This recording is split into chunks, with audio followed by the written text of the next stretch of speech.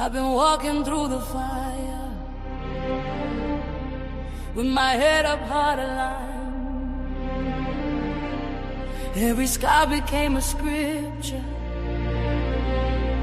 every tear a deeper sign.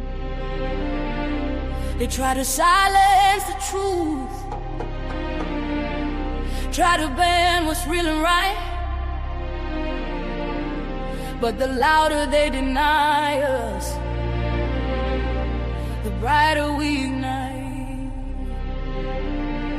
All is standing on his word, Fatty's standing on the line. Still we do it for the people, still we never waste the time. They counted us out, but we counted the cost. Never lost a mission, even when we lost a lot. Truth in our lungs, hope in our stride. We don't move with fear, we move with God inside. Oh, still untouchable, can't break what's chosen. Still untouchable, truth stays spoken. Our hands to the sky, feel the rise when we come through. Still untouchable, we level up for you. Hey. Untouchable, we ride. Untouchable, for the truth. Untouchable, yeah.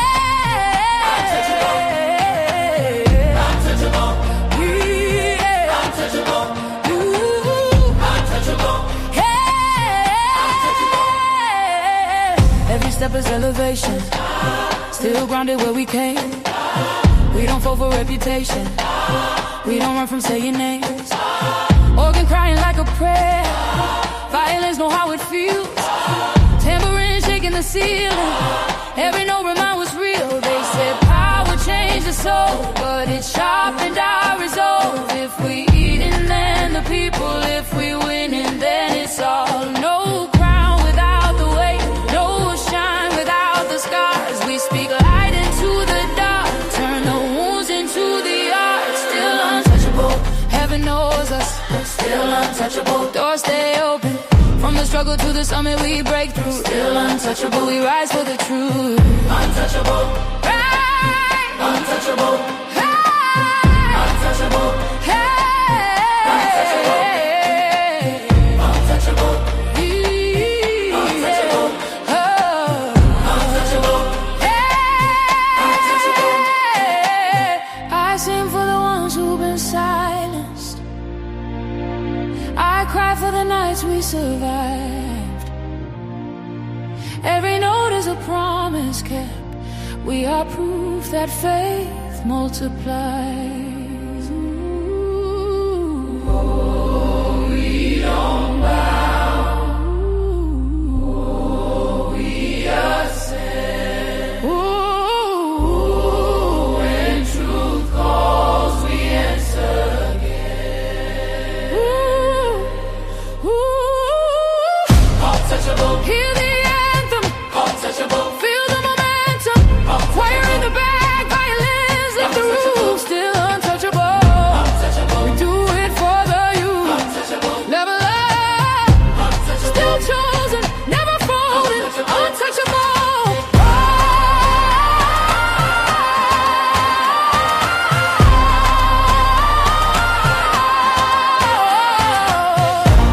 Still standing, still rising, still untouchable. The content presented on the following show is intended for satirical and educational purposes only. The views, opinions, and statements expressed by panelists and guests are their own and do not necessarily reflect those of the host, production team, or channel. Additionally, any third-party content featured in this program is used in compliance with fair use under United States copyright law, which allows for commentary, criticism, news report, teaching, and research. Viewer discretion is advised, and we encourage independent thought and discussion. Yo, shout out to Fatty, shout out to Ali. It's ladies first, baby. Kick back, relax, and enjoy the show. They say men lead the way, and behind every move, every war, every throne, has always been a woman. She nurtures, she shapes, she survives, since she speaks, not just to be heard, but to shift the room. Because when the world gets loud, and 'tis her silence that says the most, this is not about taking over. This is about finally being heard. This is Ladies First. Like, a man is going to do what a man is going to do. You can't, I wouldn't want a man to tell me how to be a woman. So the real problem with relationship is women have no trust in men anymore. You want me to be submissive to you. You want me to treat you as the king that you deserve to be. If I am not having the mentality of a queen, if I am not having a mentality of a lifelong partner that needs to consider my man and make sure that I'm able to be here and please my man and think of it in that manner, if I do not have that mentality, I cannot give you what you want. Women really are doing that. Like Ali said, most women are focused on getting their degrees, what they want to do, their personal life, making sure that they don't lose themselves in a man or their kids and things like that. And that is one of the issues with dating today. And the reason why a lot of men are cheating is because men aren't getting what they need in the home. In order to make sure your man doesn't cheat, you have to do a lot. It's a lot of work. Y'all wouldn't believe them anyway. So if you are the ones with the issue of distrust, you are the problem. I'm sorry, you can't see a woman as the problem when you initially don't believe her when she enters the market anyway. If you're on Instagram and your panties and bra, and he comes into your DM, what part of respect do you think he coming in there with? And you're saying because you're a woman, you can be on Instagram in your panties and bra. As a woman who's a couple of decades older than you, and I'm going to tell you that you're going to get what you get.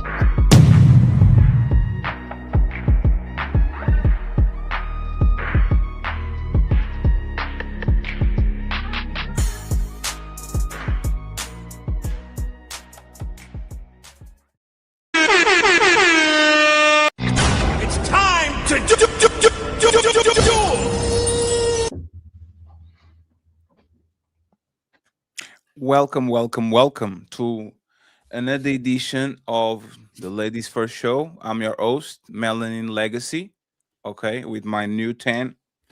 Melanin is not here today. Friends, get well soon. Melanin, she will be back next week. So y'all have to deal with us, okay? Y'all have to deal with us. We have a couple of friends that we are going to introduce during the show, but for now, we are going to make sure to introduce the ones that we have right now, right here. I want to introduce first my co-host. He always goes last. Let's introduce him first. Mr. Ilkan Ali, Untouchable founding father in the Buddhism.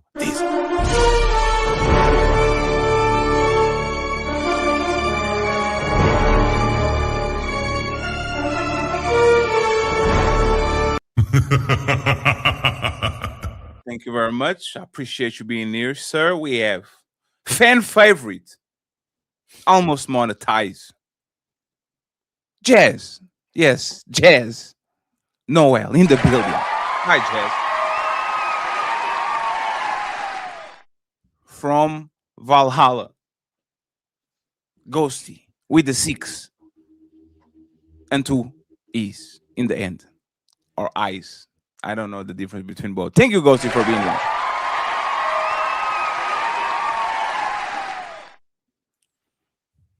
The one and only, the real Ali, King Ali TV in the building. Cha-ching! Thank you very much for being here, sir. Yes, sir. Yes,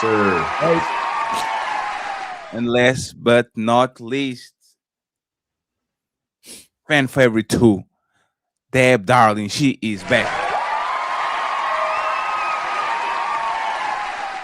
I am your host, Team Fatty, asking you to like the video in advance and support everybody platform that you're watching right now. And here we observe the modern caveman. Lost in thought, his eyes fixate on a strange glowing box of light. He pokes, he prods, desperate to understand the power before him. Then, he sees it, the sacred symbol, the like button. But alas, this primitive soul does not yet grasp its true meaning. If only he knew what one simple tap could do. Thank you very much. We appreciate you. While I do something real quick, Ali, that is going to take 15 seconds. Can you read already the super chat, the super chat and the membership real quick before we start the show? Yes, sir. Thank you so much to my brother. It's T.O., the one and only legendary Untouchable with gifting, or excuse me, becoming an Untouchable Empire, baby. And then my brother SQ says we back in the building. We back like a bad attitude, man. Much love to you, my brother SQ, with the $5 super chat, my brother. And then Miss Doris, another Untouchable legend, gifted us with 2 memberships. Much love to you, my Untouchable Empire, baby. Doris. And I think she hit us with a Cash App. I think Fatty, you too, right? Yes. So you got 10, right? 10, yep. Thank you very much, Miss Doris. She's the sponsor of the show right now, already with $30. Okay. And thank you very much, Untouchable Empire, baby. Mr. Bep Works for the $2. We appreciate you. Okay, thank you so much. Friends, if you want to support the show, please send some Cash Apps, some PayPals, Cash Apps of preference. We will print them and we will show them to you. If you send it to Ali, it would just make the sound like he does. Cha-ching! Okay.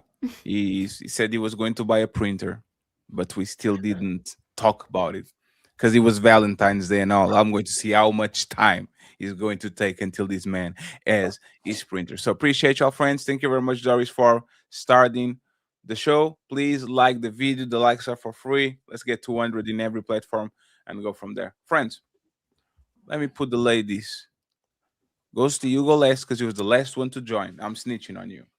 We are going to, I'm going to ask a few questions, but the first question of the show, the first icebreaker, is going to be this. So let me play it for y'all. And let's go. Damn, I hate when they do this.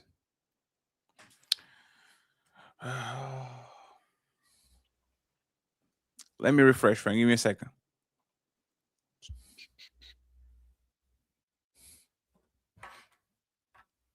And stop hating on my cha-ching. I know what, I'm gonna get my machine soon. Y'all hating on my cha-ching. I see the messages in the building, but at least it's custom and it's organic. You don't need a machine to do it. Yeah, I'm back. So I'm going to play a video. Let's watch the video, and then I have a question for y'all. Here you go. All right, fellas, if you with your lady tonight and you love her and you would die for her, clap your hands. Joel said die. That's that shit my daddy talking about. Fuck, I gotta die for her. I'm making all the money. You wouldn't die for her? How long y'all been together? Long enough not to want to die? No. 8 years. Y'all been together 8 years? And these are your parents? Okay. And your daddy claps like he'll die for your mama. Would you die for your mama? You would die for her, no question asked. But for her right there, a nigga came in there. It was that fast, he said yes. She looked back like, damn. Pause it for a second for fair use. Fair use. For fair use. Let's keep going. The nigga came in here right now. Put the gun up. One of y'all gotta go. Nigga, you choose. You gonna go and be like, I got it. I don't believe you already ain't clap, nigga. You talking about yourself. So now when y'all get in the car, she just gonna be quiet like, I just found it real funny how a nigga won't die for me. So friends. It's time to do. should a man die for his woman?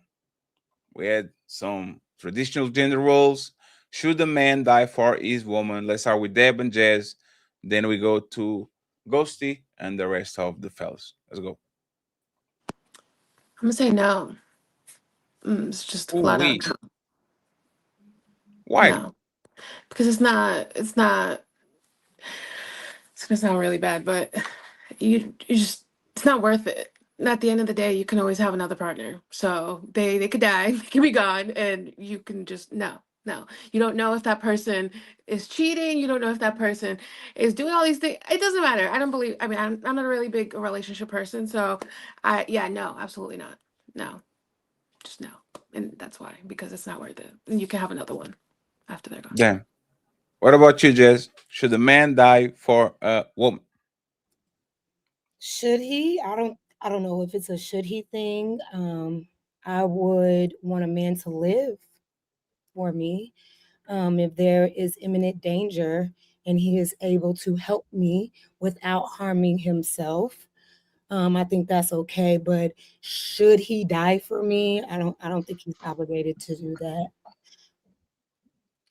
Deb, you don't expect a man, if there's a burglar or some situation in danger that you are actually with your boyfriend or your husband, you don't expect him to put his life on the line for you?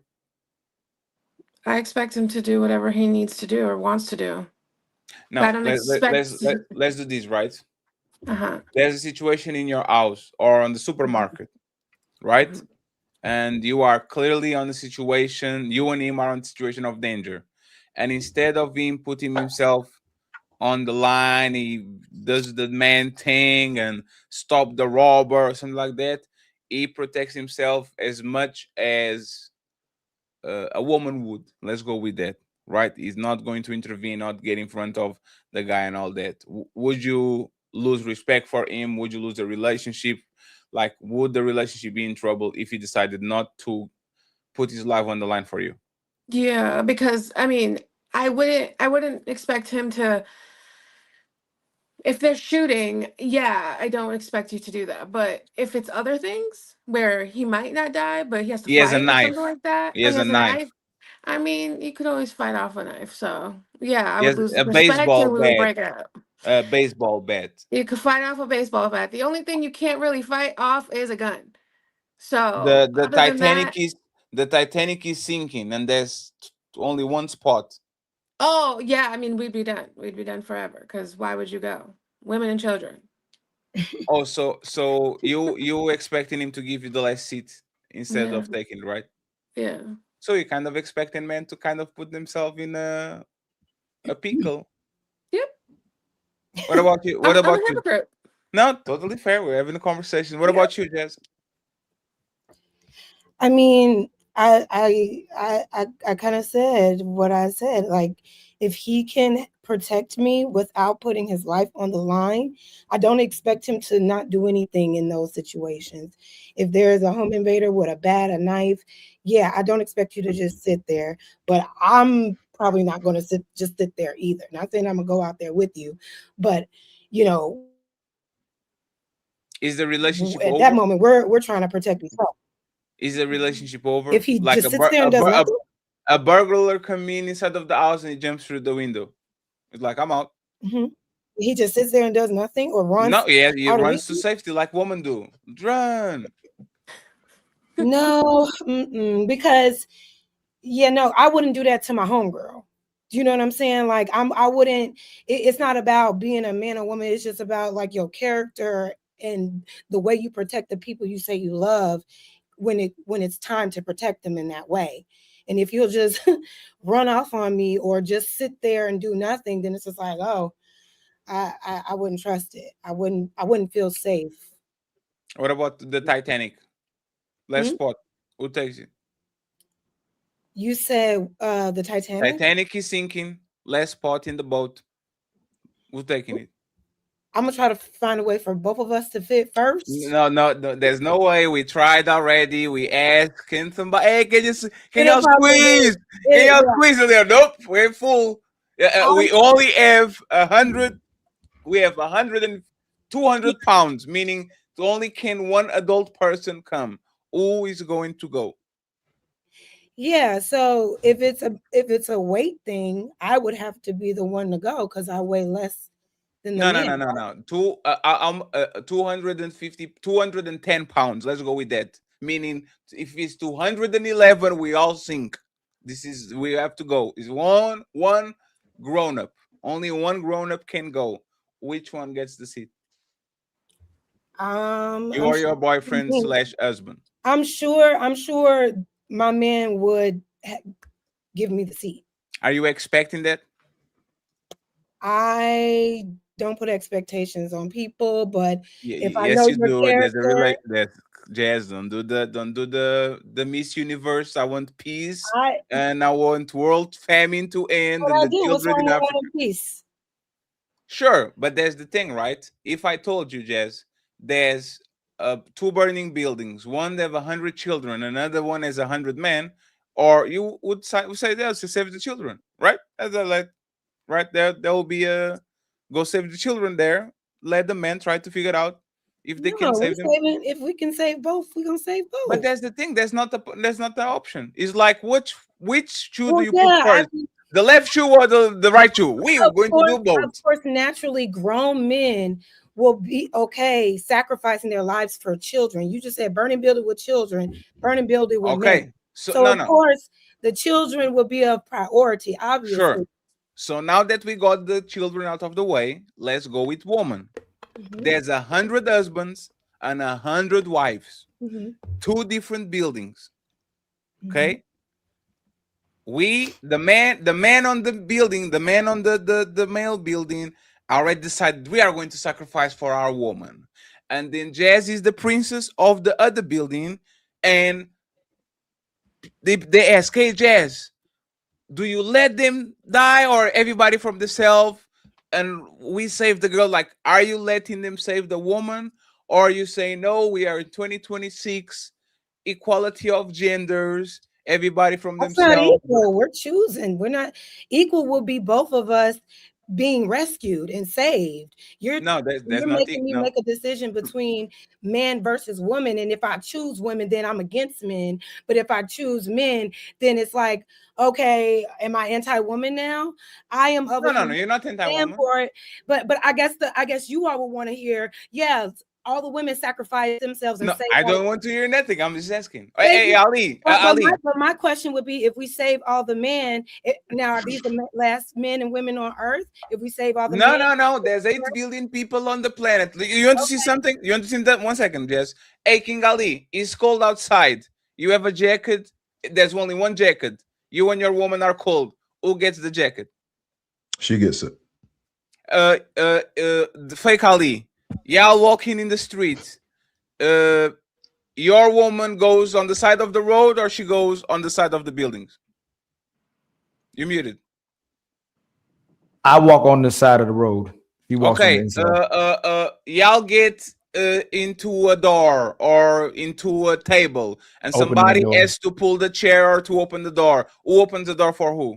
I open the door and I pull the chair. Okay, so see, kind of getting somewhere. Now, Jazz, let's write again. You're comparing chivalry to life or death now.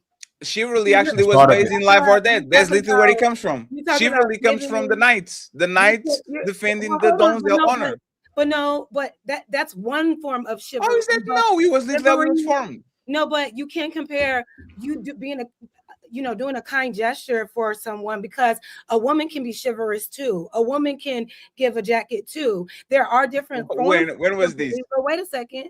So you can't say that, oh, well, if we give you your jacket when you're cold, when we open the door for you, then who do you think is going to die between man and woman? It's like, how can we compare the two when it's two totally different circumstances? If you guys want the sacrificial of the women, just say that.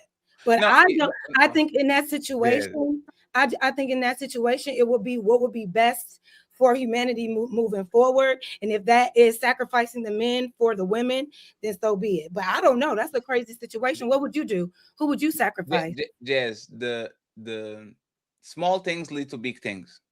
You can expect a man that doesn't pull chairs, doesn't open doors, does the basic levels of chivalry to actually go ahead and do the big things.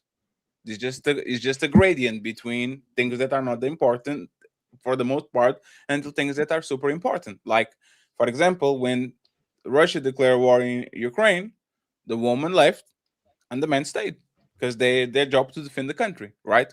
And most people kind of understand they don't expect different. Even in the United States, when men turn 18, they have to go and they have to register just in case, so they can gain the rights to vote and all the things that is grown up. But the woman doesn't have to, and she doesn't lose no rights. So there's certain gender well, if roles. we're going based off of the standard of how society is, yeah, they will save the women and sacrifice the men. So now that we have Princess JAS, the diva empress of the planet, right? Okay. Now we're changing the dynamics now. No, we're not. We're If not. I'm the queen No, we're not. princess, You're giving everybody. Is your decision because you have a king. My decision right? is we save everybody. No, but we can't. If I'm the queen, empress, princess, whoever you said, then why can't I save everybody? Because you are not a Power Ranger. Somebody has to die. Then what? Then what's the point of having? You are not a Sailor Moon. You are not a like. But if it's up to my decision, if it's up to but you don't have superpowers. I didn't say that.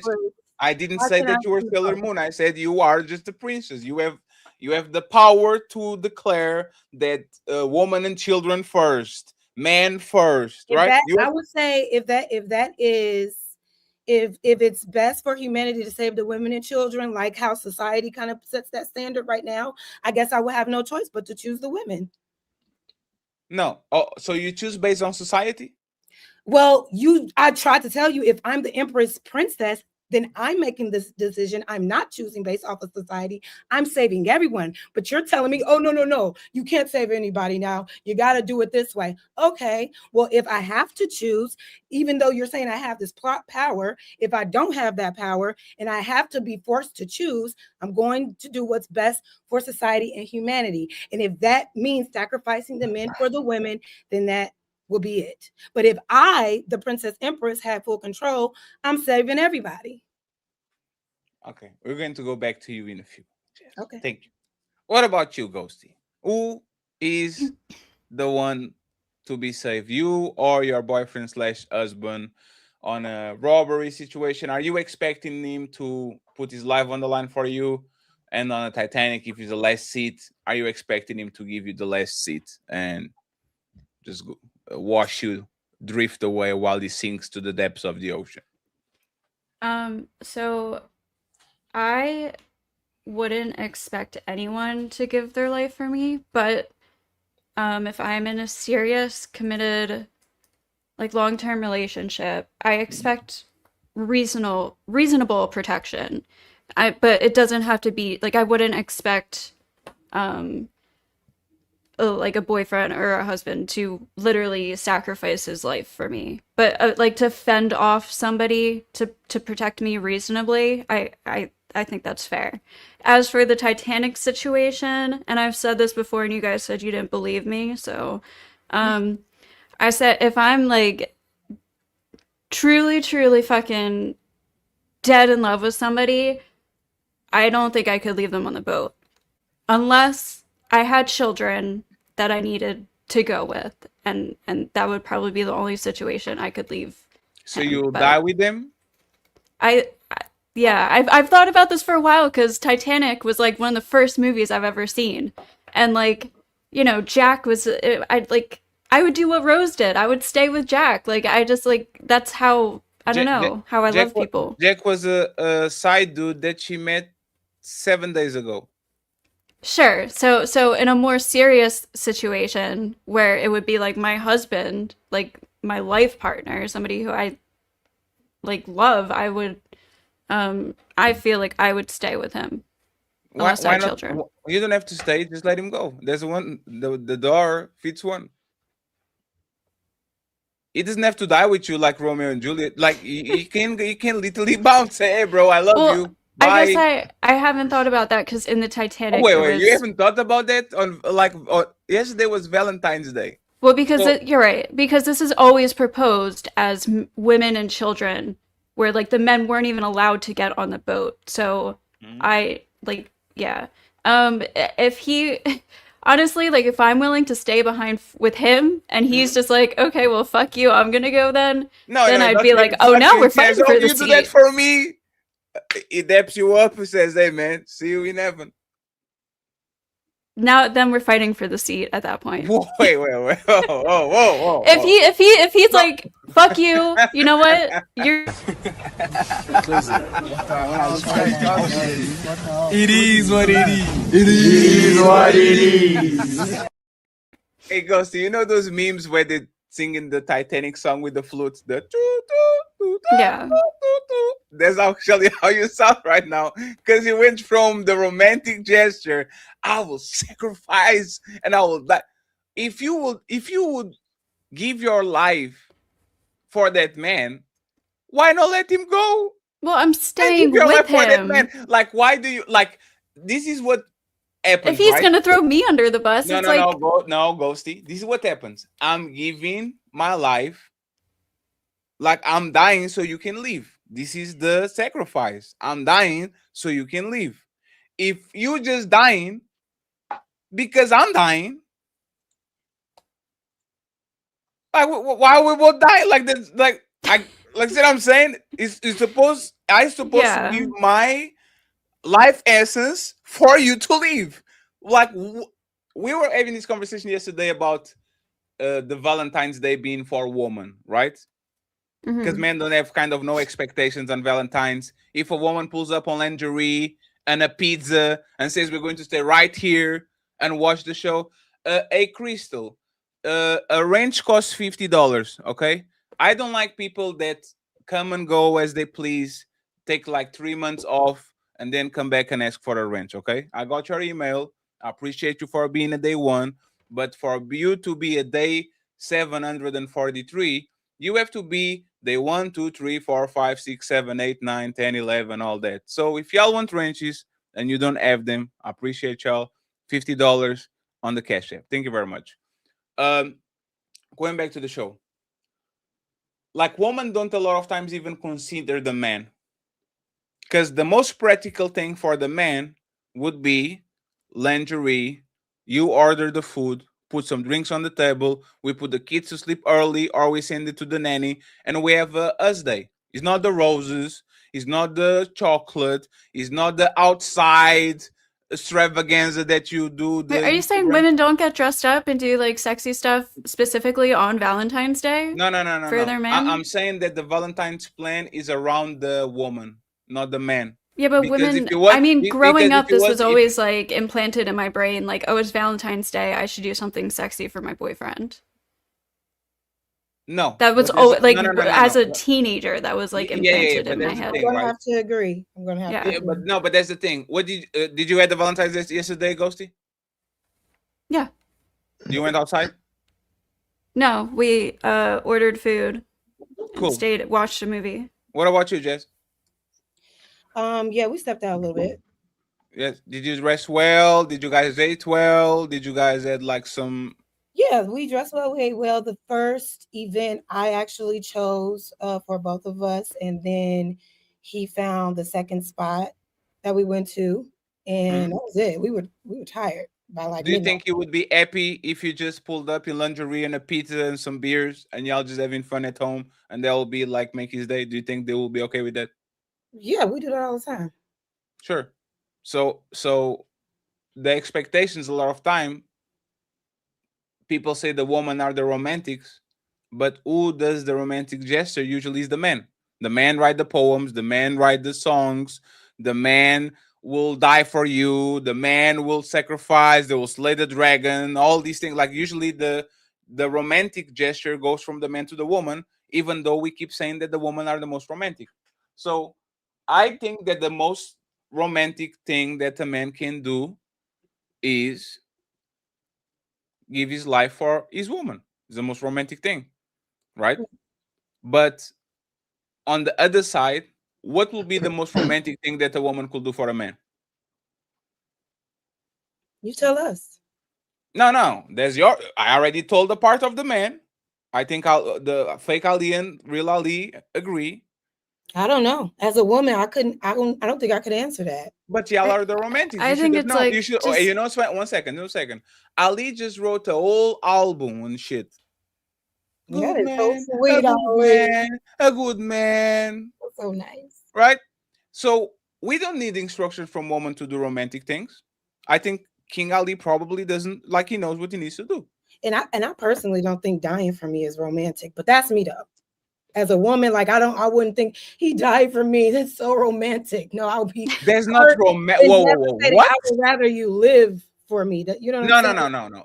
I think to men, y'all think that's like y'all biggest way of showing honor to your woman. Is You are not thinking things through. If living for you is you got it, baby. I'll jump on that out that window and you fend the burglars. If you think that's romantic, right? I'll live for you and I will abandon the situation while you have to fend the people that are invading our house. I'm living for you for your sacrifice. Most women don't think that's romantic. Matter of fact, if we change the end of the Titanic, right? And Leonardo DiCaprio was the one surviving while the woman will sunk to the depths of the ocean and froze. That movie will go from a romantic movie to a terror movie. That's now a sinners movie. Because do you know how many women were outraged that Rose didn't try harder to have Jack stay on that damn plank, on that damn door? But that's how not many that's people not were, no. women specifically, Women were were like, outraged?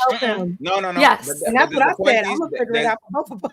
Yes. No, because this is a zero-sum game. For one to win, the other has to lose.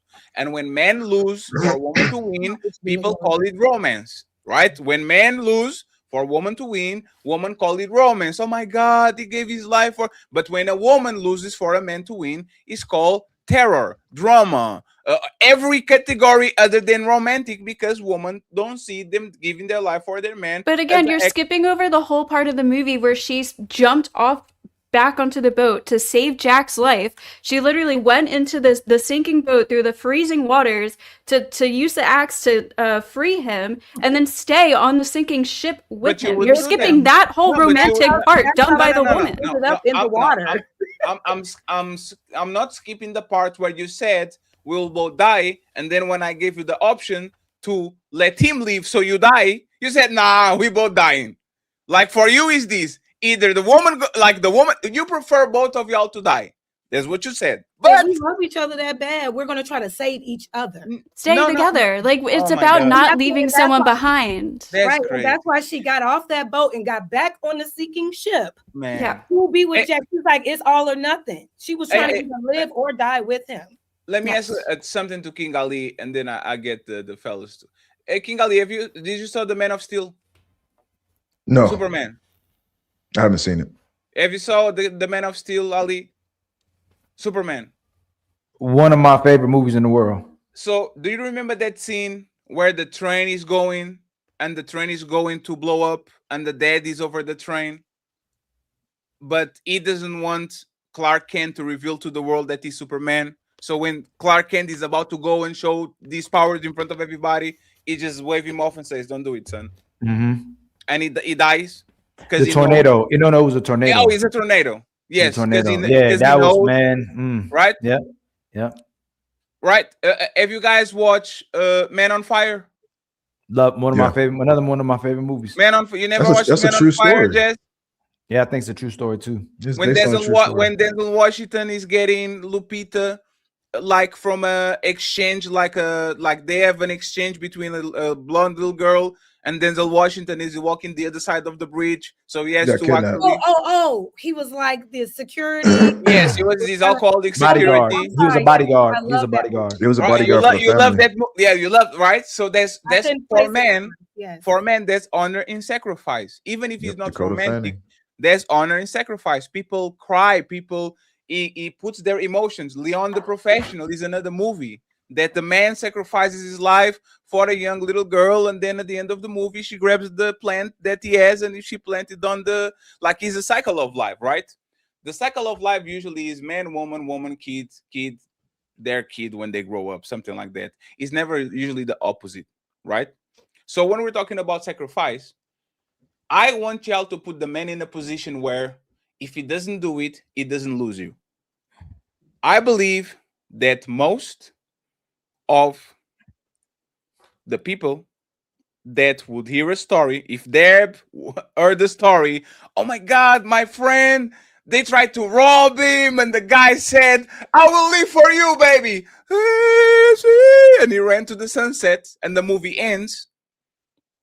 Everybody will be disappointed to the dude. Everybody will say, like, damn, bro, you leaving while she's going to die? Do something. But if the woman run away and the man fend off everybody will think, oh, there's a real man. He gave his essence and his life. So now let's do it in real terms, okay? And I'll ask Ali and the fake Ali, okay? Before we go back to the ladies, because the ladies, I see a little bit of a conflict over here. Are y'all expecting to die? Are y'all expecting to die for your woman? And if it's a Titanic situation, who sinks? So it's two situations where you're about to die. There's certain death, and then there's perceived death. So in an episode of perceived death, yes, I'll put myself in the line for her because I'm more likely to survive just scientifically. I have greater bone density, I have greater muscle density. I'm just more likely to survive. This is why the guy walks on the side of the road while the woman walks. It's not because if the car comes, I'll die. No, it's because I'm less likely to die if that happened. That's it. Now, if it was certain death, no. As a human being, my greatest proclivity to life is preservation of life, preservation of self. Every single human, your number one priority is to live the next day. That's it. That trumps everything. So if it comes to me getting hurt and her being able to walk away, yes. But if it comes to you press a button and either she die or I die, she got to go. I mean, that's just what it is. That's science at that point. Okay, so let me play this video for you. Okay.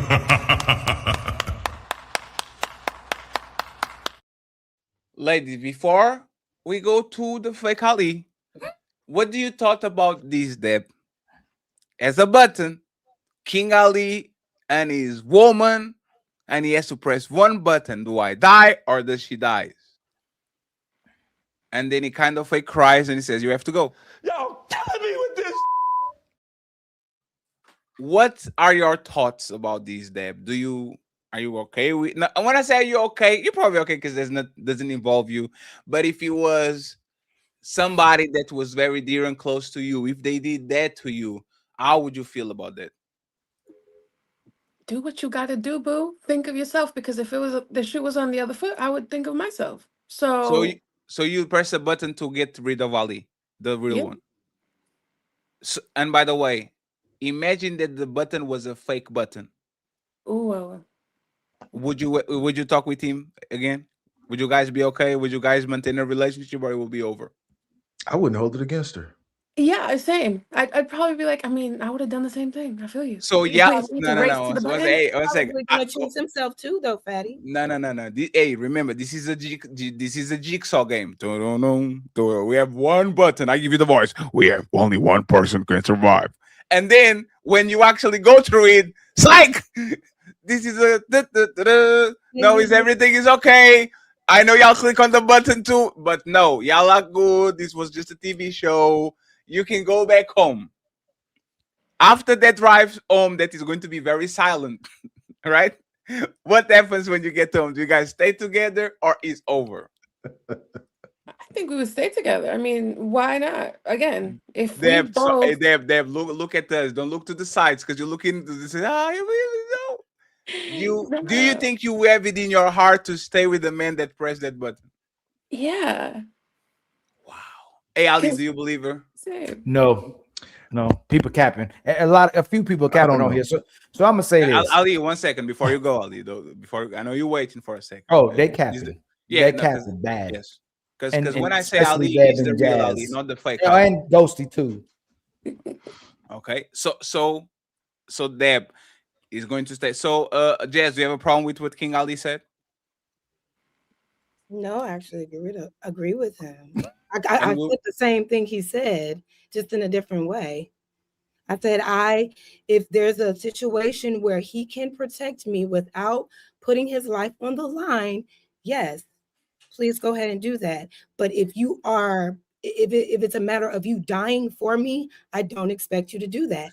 I do expect you to. I expect humans to always choose themselves. Love it, Jazz. Would you press the button to get King Ali out of here? Would I press it if it was between me and him? There's a button in front of y'all. There's a red button. I'm gonna say a prayer for that man. God bless. No. I'm gonna make sure his family has his ashes. I'm gonna make sure his name lives on. But so he has to go. Me and him, baby. So she gonna write his family a letter. Hey, he was a nice guy. Hey, nice guy. King Ali going to heaven, looking down like.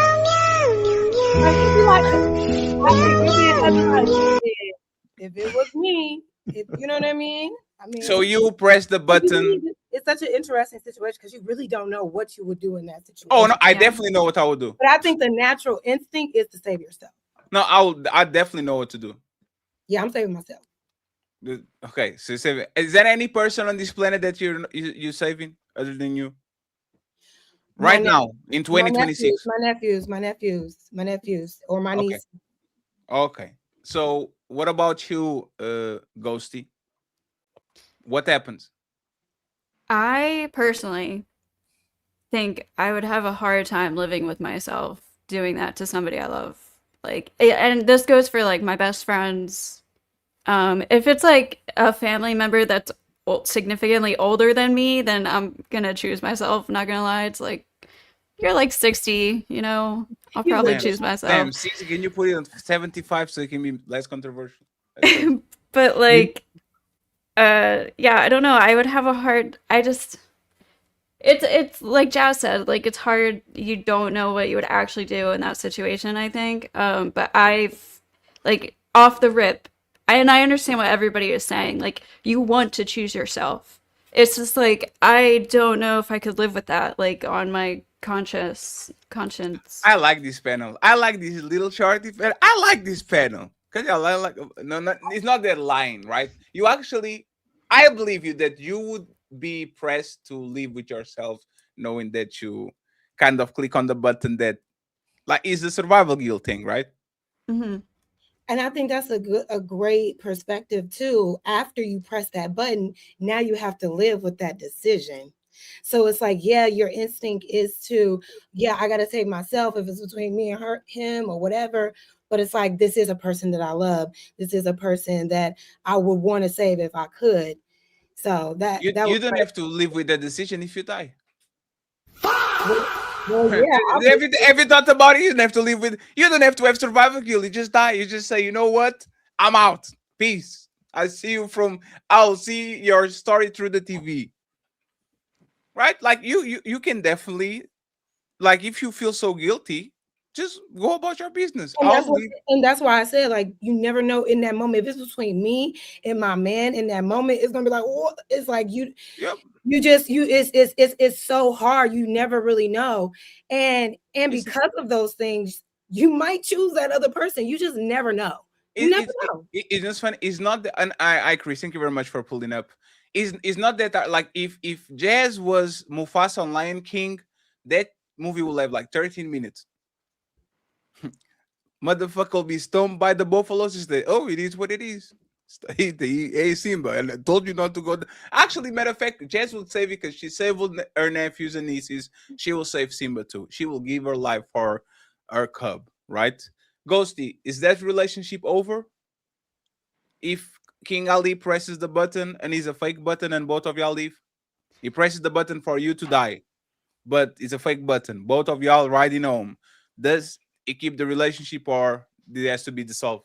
If this is like a traumatic, like, hostage situation where some evil person put us in this situation, I don't think I'd be able to, like, blame them for that. Like, you know what I mean? Like, at that point, it's survival mode, and yeah, it's like if he himself put us in that situation, then yeah, fuck yeah. Like, why the fuck would you do that? But if some evil person did this and put us in that situation, like, why am I gonna blame him for that? Because you click on your button instead of his. But it's a Yeah, but it's a hard situation for anybody, like, to be It's in. not a hard so. situation. They ask you who has to go. Who has to go? Super simple. And he said it was your turn. My turn. It is. You told me it was my turn. You can talk all that you want to, yell and scream. You Okay, lost. it is my You turn. lost the game. It's my turn. What It's they your want turn. us to say is that, of course, we will die for our men. Of course, we will. No. I don't want. No. Of course, we Jazz. will end our own lives for the lives of men. No, That's the Jazz. right answer. This is you, and the voices in your brain talking with each No, other, right? I There's think nobody that says that. Hey, Ali, the fake Ali be quiet for 50 minutes. I haven't given my opinion either, and King Ali kind of gave a not wishy-washy, but like a nuanced opinion. If there's a situation of danger immediate, I'll put my life on the line. But if it's a button, they have to go, right? And I agree with that part. Like when he said if it's certain death versus perceived right. Like, because it really does just come down to physical ability. That's why men are known to be the sacrifices, like an honorable sacrifice for people who are less people who are weaker than them, more vulnerable, right? But y'all are strong and independent now, so that changed. Let me get crazier, and then we go to the fake Ali. The great fake Ali is being very patient. I'm very curious to see what he has to say.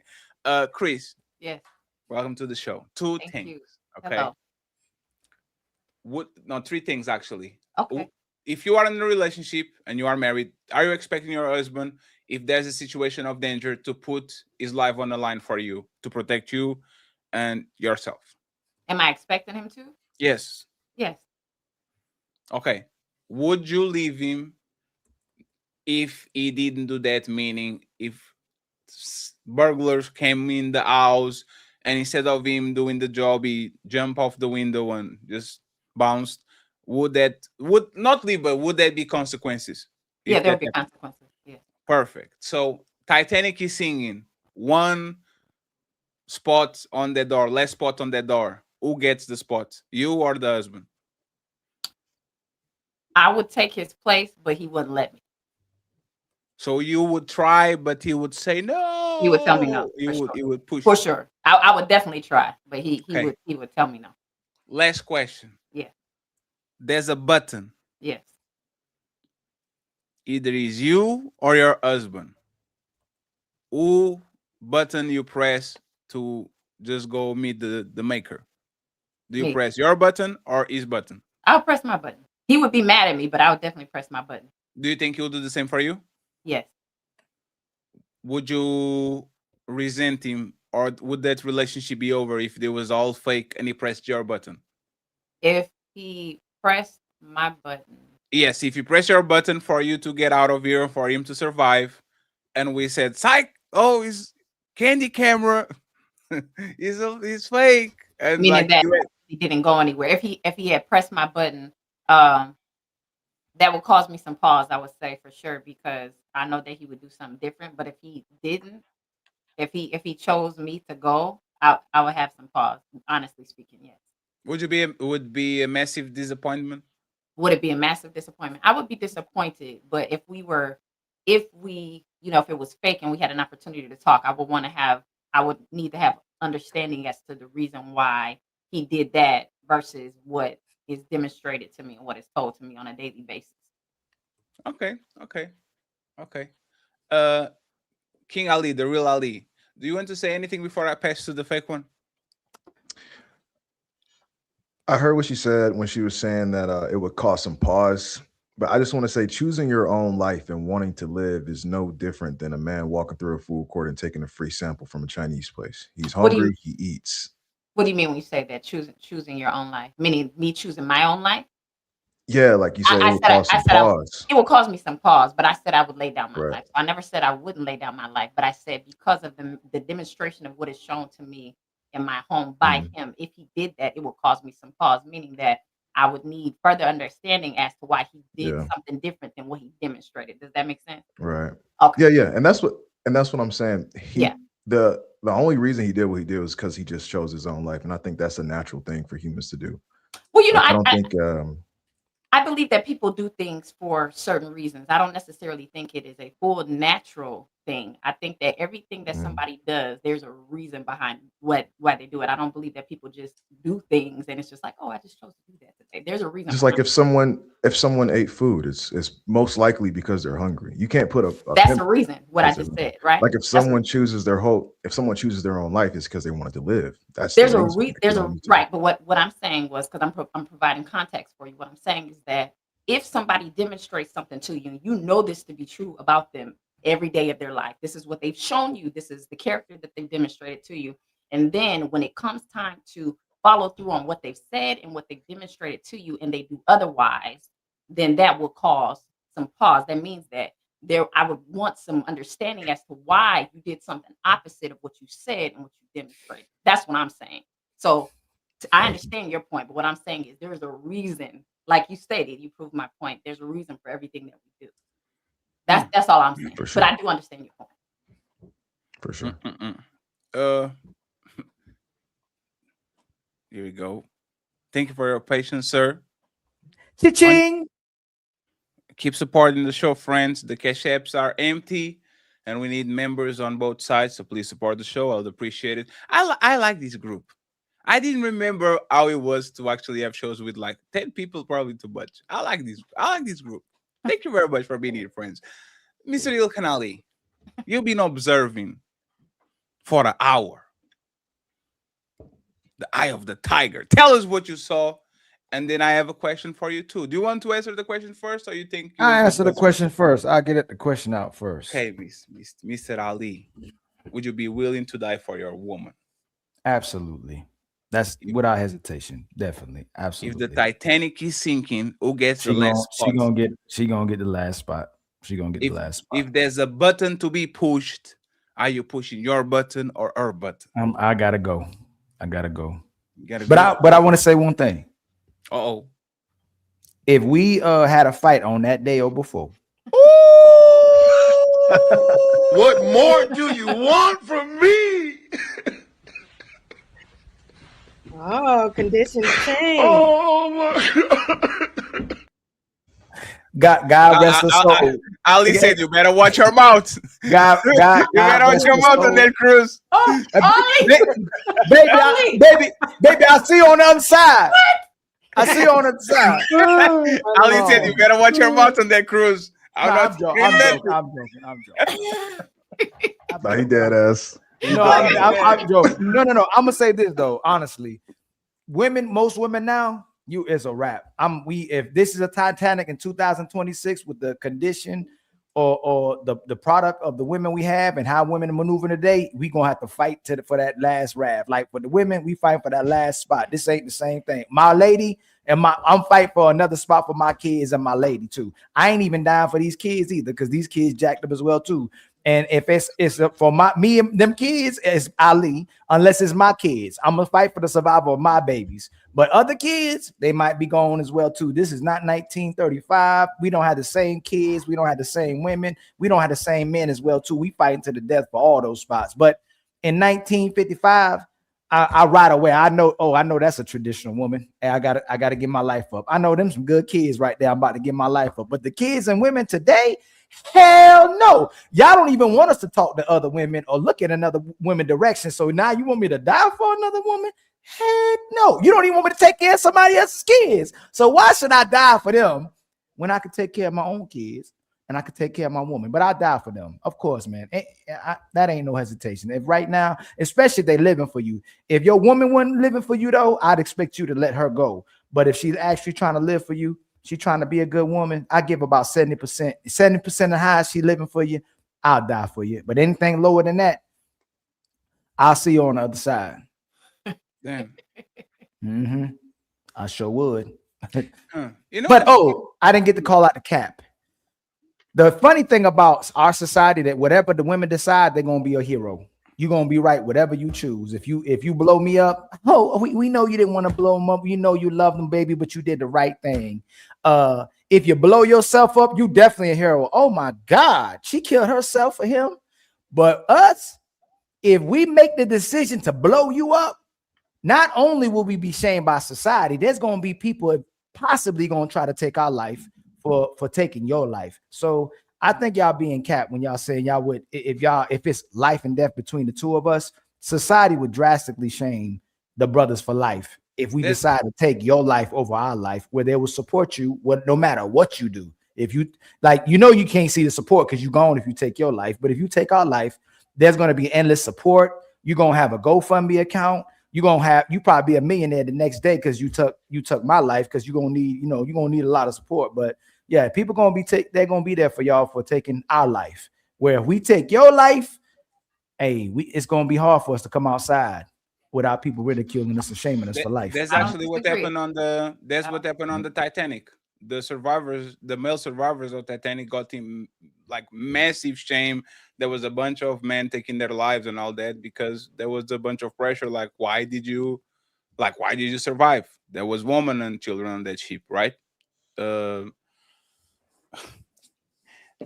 I will do it just because I'm an idiot. That's how I was raised. I'm trying to get rid of this part of me, but even if I am outside and there's a situation of danger, there's no place in me where I don't feel responsible for the person that is with me. And that person might be nothing to me, but she's with me. I have a certain responsibility to actually make sure that this person goes on, right? Y'all don't deserve that shit. And when I say y'all don't deserve it, y'all will get a man on that bed on the 4th month. It's not like before, like this woman will become widows forever and all that. Most of y'all are pushing for Vanessa Bryant and what's the last time that I checked, London something? What is the lady that was Lauren London. Lauren London. Most of women, they can, go get a man. You are not going to die lonely, right? And these men, once again, they didn't die for their woman, but if that was a chance, like, women would just move on quickly. That's why men shouldn't fight over women. They shouldn't try to send men to the hospital or to a burial site.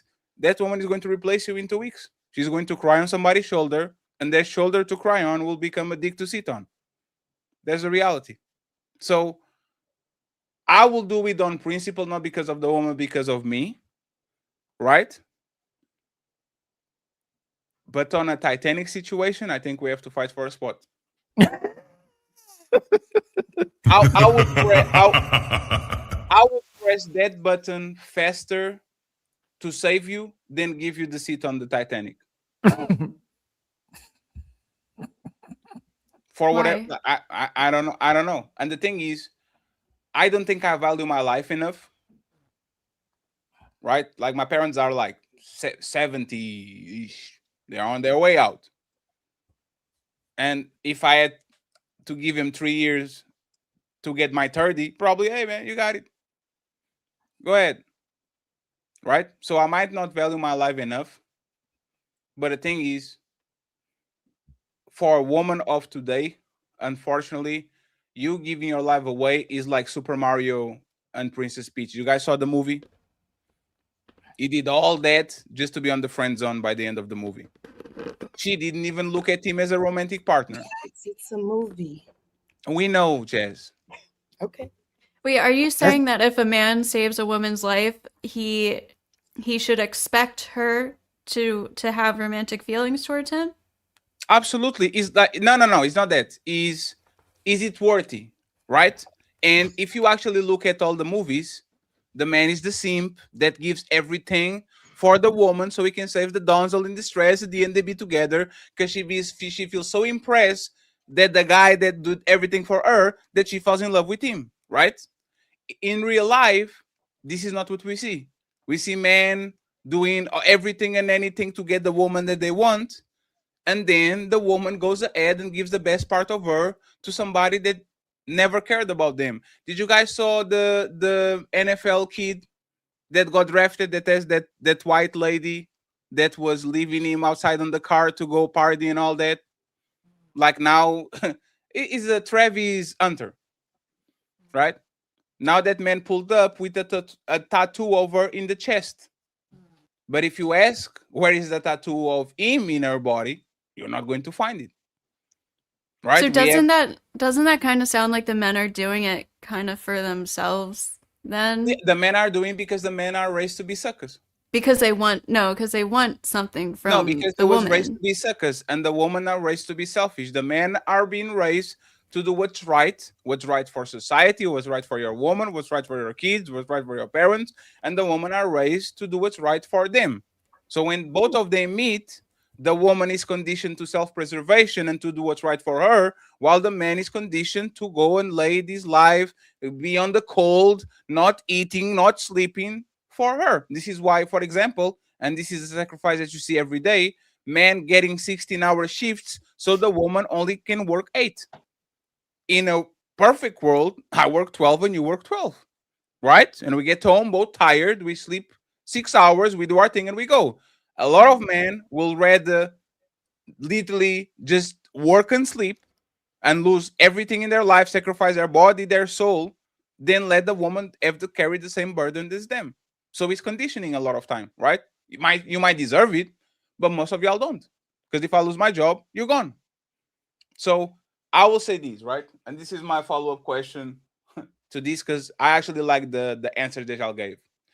Why should I give my life for a woman that if I lost my job, she probably will leave me? Why should I do the ultimate sacrifice for a woman that on the balance of probabilities, if I lost my job and I stayed unemployed for a significant amount of time, she will literally just go ahead and leave me for somebody that actually can provide for her? Like, why should I do that? And that's what I do, because I'm a sucker. I already said I'm a sucker. You can use it against me. Why would I do that? Go ahead, Chris. You know what? I mean, my personal thoughts on it. If you know a person is not going to do you right, it would be challenging to do that. But what I will say, you asked why should you do it? Well, you stated that you are a particular type of person. So regardless of what somebody else does, it shouldn't change your character. You should be who you are regardless of what somebody else does to you, even though that's hard. But that would be the reason why you would do it, because you are a certain way, you operate a certain way, and somebody else doing whatever they're doing shouldn't change your character. But isn't that dumb? It could be dumb, but at least you stand on business. You have but something that you there's stand no for. business to be standing if I don't have legs. Well, if I'm on that wheelchair, that if I is can true. walk, there's no lanes to be standing. Like, I get the principle, right? Right. But this is actually something that I changed on the last 3 years. Mhm. I will mirror energy. Like, I can't do I will do it because it's how I was raised. I was raised as a sheep around wolves, and I'll stand on principle and walk around them as a sheep. No, if you become a wolf, I will go up. If you are a sheep, I will go down. I will mirror energy. You take care of me, I take care of you. You give me attention, I give you attention. I will not be on a situation ever again where I will stand on principle around people that have no principles whatsoever. I think that, in my opinion, is like that. Actually, we're making a tremendous disservice, for example, to our kids when we say stand on principle and be honest and righteous and all these things in a place full of demons. You are literally sending them to a burning building because they are not going to develop the tools. It's like sending what is the saying? Sending people with a knife for a gunfight. To a gunfight. Right? It's honorable. Yeah, let's fist fight. But everybody has guns. You know what's going to happen. Right? So I get what you're saying, standing on principle, but at this point, there's no principles to be at the survival of the fittest. And if I can survive better than you because I was blessed to be bigger than you or stronger than you or something like that, why shouldn't you be the first person to go? Right? In a Walking Dead scenario, why shouldn't I trip you? I don't have to be the fastest. I just don't have to be the slowest. So if I trip you, you lost. Well, right? I was speaking to what you stated. So Sure, the question that you stated was this. You said you were a certain type of person. And so you asked me, why should you do a certain thing? So I just related it back to what you said. No, and If that you was are a good that type of person.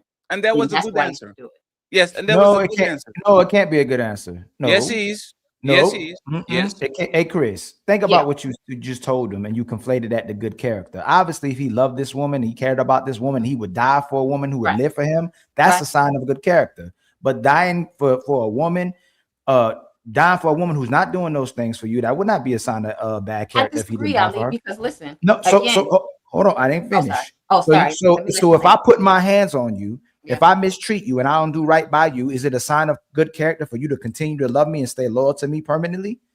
I can love you and be No. loyal, but I would have to leave because I can't risk my life So then for you don't have you good doing the character. wrong thing. You said So you no, have no. I have good character because my No. love for you is not leaving. My loyalty is not leaving. I'm just not going to stay for you to kill me. That's the No, difference. but then why should he no, if you leaving a person who won't kill you, why should he die for a person that doesn't live for him? How's that a Well, sign of again, back to what he stated. I'm only going off of what he stated. He asked me a question. He talked about his standards and how he operates. So he wanted to know why should he do that for somebody, and I went back to what he stated about himself. That is the reason he should do it. That is the reason. No, So yes, it'd be Chris. It would be if you're saying you still have good character, it would make a contradiction if he would die for a woman who wouldn't live for him. no, That'd no, be a it wouldn't because so, he's so standing okay, on no, what no, he said. it wouldn't be a contradiction if you remain with this man and you remain permanently loyal to him and never leave him. If this person is beating you, if this person's cheating, if this Yep. person's not doing right by you, but you have good character, you're loyal and you stand by your man and you stand by him for life, then that would be consistent with what you just told Fatty. But if he's dying for this woman who wouldn't do the same thing for him or doesn't live for him, that wouldn't mean he has bad character. I think with the scenarios, they're a bit different. Like, for instance, this is a situation of giving your life for somebody. You two are walking one and the same, meaning that you're not harming each other. So there's zombies all around. So it's like you're sacrificing yourself. In the situation that you presented to me, it was, oh, I'm with a partner, or excuse me, not a partner. I'm learning to get off that word. I'm with my spouse or my husband, my boyfriend, my man, and he's actually the one causing harm to me. So that is not a question of my character. That is me using wisdom, still loving the person, still willing to be loyal, but having sense enough to know you have to leave because he's going to kill you. Yes. The other situation was y'all two together. No, he should have left. Surrounded by zombies. No, You know either what he I'm should have saying? no. If he didn't leave and he still remained, then he shouldn't give up his life for this person who wasn't living for him. If the least he could, that it would would contradict actually, his statement. it would actually show kind of an honorable man if the way you're presenting it. If the person was staying with the person while this person wouldn't even live for you or care about you, but you're still there for them, the last straw should be, hey, I'm not going to die for this person if presented with a circumstance that could take one of our lives. I'm not going to die for them.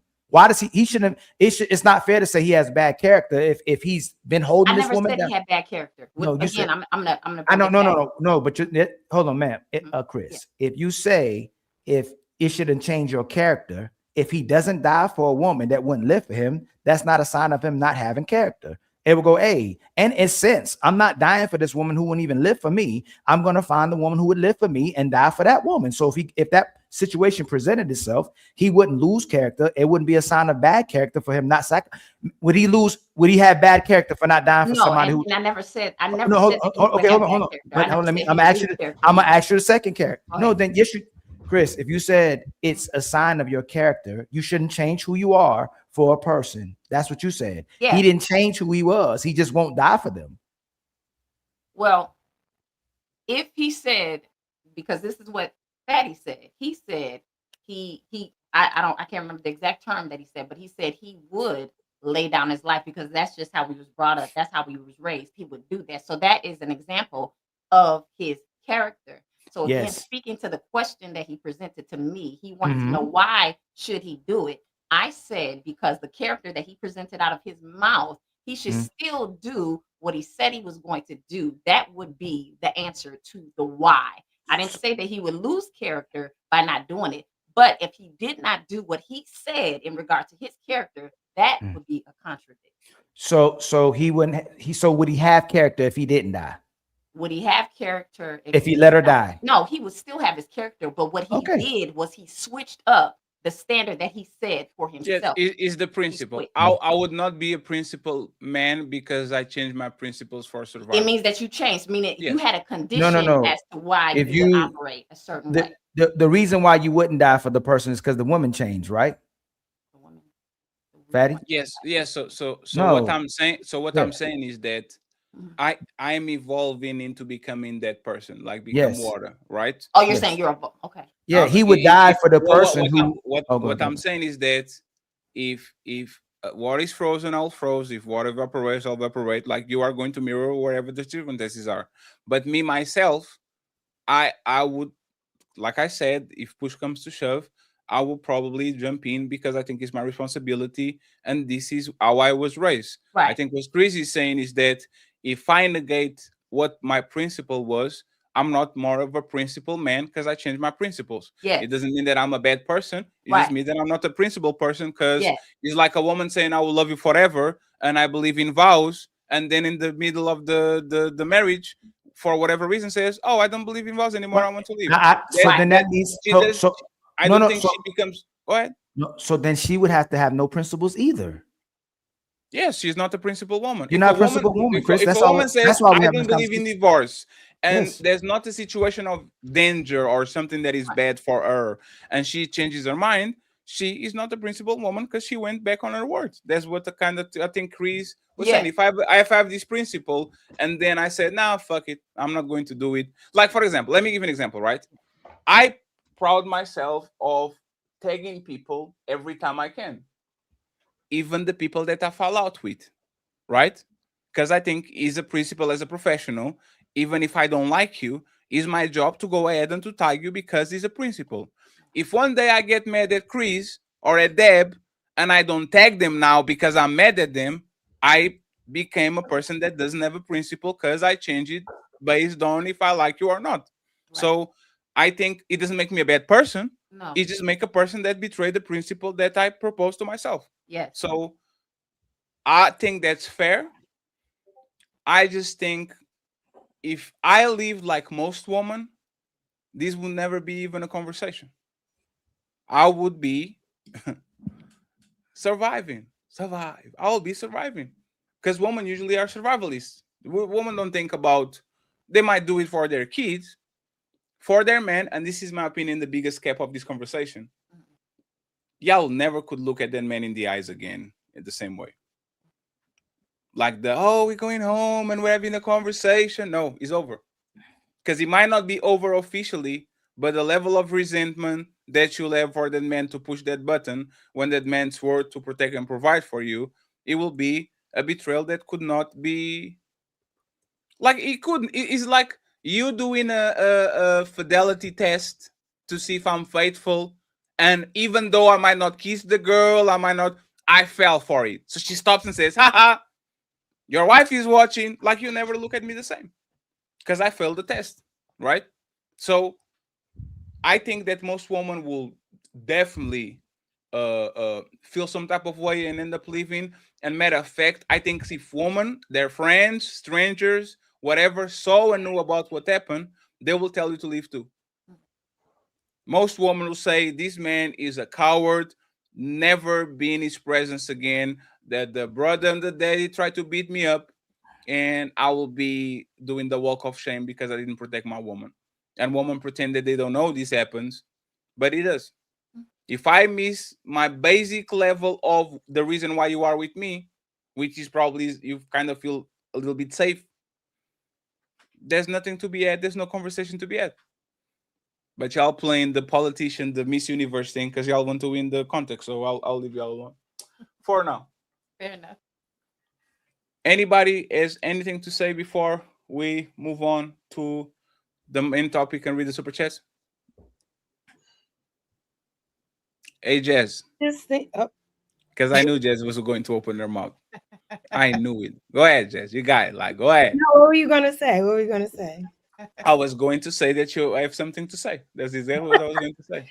Go ahead. No, I was just gonna say I just in any situation, I don't think it's wrong to choose yourself if it came down to it, because it's like a biological instinct. And I don't think that love should require like, what do they call it? Like being a martyr. Like, I don't think it requires martyrdom. In any case, like the goal is for both of us to live and survive. That's all I just wanted to say. Yes. If my partner chose themselves and it was a hoax, I wouldn't be mad at them because it'll just be like, I understood why you felt pressured to do that. So I just want to. Do you understand the pressures that men face when it comes to relationships? Like you say, relationships are not martyrdom. Yes, they are. For I the got a man, question. for the man, absolutely. Like, let me just say this, and then you got it right. I keep saying this joke and tease this joke. There's a reason why men dress in black for their wedding. It's a funeral. For him, for the man is a funeral. Everybody dressed in white, and then the groom. The groom is dressed in black, and you see the friends doing jokes. And the bachelor party is the man in a casket or the man pulling him from the woman. You never see the way around, because the woman expects to keep be able in some sort of way to keep doing what she was doing, actually to do it more, while the man is expected to leave everything he was doing before. I don't know if you play basketball. I don't know if you ride motorcycles. I don't know if you go to the bar every Friday. The man is expected to die on that day of the wedding to become something that is suitable to the woman in front of him. So, yes, you might not need to uh, leave the last seat on the Titanic and sink, but the wedding day is the day of the sacrifice. And to add for the man, for the man. To add what and to add, Jazz, we keep asking the ladies, and not just particular ladies on here, why a man should marry you, and they always go, "You don't have to marry me." They can never tell us why a man should marry them. So, for men and women in society, what we do is obligation. It's obligated, especially if you're going to have a woman and a wife and a family. Everything that y'all do is optional, but what makes a phenomenal woman and a great woman in a relationship or as a wife is the woman who picks obligation over option. Like most men, we're obligated. You have the option. I think when two people choose to enter a relationship, yes, you have obligations. Both of you have obligations to make sure that relationship is healthy for your person and for yourself. But no one's forcing men to or obligating men to get a woman and to do anything. If you don't feel like you want to obligate yourself to another human being, that's your choice. And That's the same true. thing for you Like, think you have to? Yes, if me and you were together, and I decided I didn't want to be with you anymore, I would get shamed for breaking up a relationship with a good Who's woman. going to shame you? And if I had society would shame me. Society would shame So me. what? And other So men. what? And So what? no, it's not. No, y'all say so what, but we're shamed every single day for not being being Exactly. So hold on, Jazz. Literally, you talk about the patriarchy, right? And you shame the patriarchy because how oppressive the patriarchy can be, how much the people don't be responsible in the patriarchy, how men don't be good leaders, how men are not being responsible. We are by society expected to be good men all the time. Women have no responsibilities in today's society. You get to do what you want. You don't think women are expected to take care of their kids? No, not today. You can delete your kid. So there's 73 million abortions every year by women. You can delete a kid. And I that's okay if you say, "Oh my God," but women can put their kids up for adoption. There was literally a host show Fatty was going to do with a certain woman named Nepal, and not her. Other women were calling a woman who give up her kids for adoption a hero. Where if a man gave up his kids, he'd be called a deadbeat. So again, whatever y'all decide to do in general, Jazz, and you may not agree with it, and I respect your opinion as well too. Like if you look at it the wrong way, like as you should, you look that's not right. But majority of what's happening with society and women would call this woman a hero or support a woman who wants to not only delete her kid or give them away. Where okay, if we are we talking about you first, you went from leaving a relationship. Now you're talking about unaliving kids. I thought we was talking about just leaving a relationship because you were saying if you left a good woman, society's going to shame you. So what does that mean? So if she's a good woman, one, why are you leaving her? And then two, if wait a minute, just hear me out because it's a little all over the place. If my thing is this, a woman, whether a woman or a man gets shamed for leaving what other people perceive as a good man or a woman, that's not that's their business. If you feel like that good woman is not compatible with you and somebody shames you for it, so what?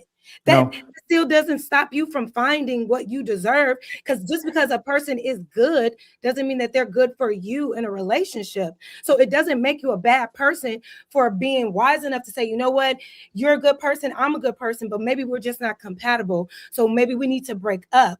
If society, who would shame you for that? That's being a responsible adult. No. Because I would argue, why would you stay in a relationship with somebody that you know doesn't value you, that you know isn't respecting you, you don't feel honored, you don't feel loved? Why are you choosing to stay there? And let's not talk about kids. You have the freedom to choose where you want to be and who you give your love to. And if your love is not being reciprocated on the scale that you're giving it, then why would you stay with that person?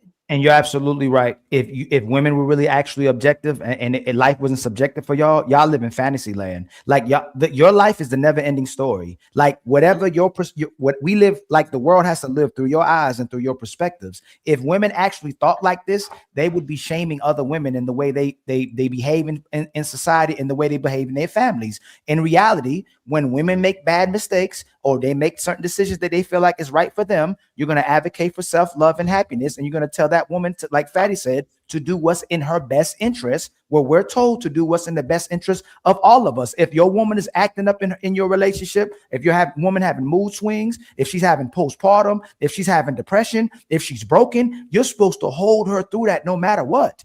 If the man is going through that, that is a toxic man that you need to leave immediately, and you need to get away from this person. We do not have the same obligations to each other. We don't have the same responsibilities, and you have the option to live in that fantasy land. We don't have that option to live in that fantasy land, Jazz, respectfully. That's not the real world. The real world is I'm supposed to, even if you're not my woman right now, if something was happening to you, I'm supposed to do something about it. Something that doesn't happen in the real world. It definitely is. If we are walking outside in the bar, all of us, and some guys try to mess with y'all, me, fake Ali, and real Ali have to do something. There's Lots no of people option. just walk by. There's no one. Then 1 second, please. 1 second, please. There's no option in that conversation where all of us, because we run faster than y'all, we leave, and y'all just stay there to fend for yourselves. Lots of people do that. It's and very common. And in what we're today's trying world. to do, and what we're trying to do is we want y'all to be consistent, right? Because Ali made the good point about Jazz. Jazz keeps talking about the patriarchy. Nobody's making y'all do that. Patriarchy. No, she never even said. Let me please. I never said anything about Ghosty. We didn't meet each other today. Okay. We didn't meet each other today. We already have some points of reference between each other, right? And for example, patriarchy tells y'all to die for women. Let me just y'all don't have to. No, Jazz, but that's not the point, right, Jazz? So, for example, when Anthony's talking about white people and black people, you always come around and you say black people are not like this, just out of am I saying now about let me just finish. I got you. Let me just. Black people didn't become what they are right now out of thin air.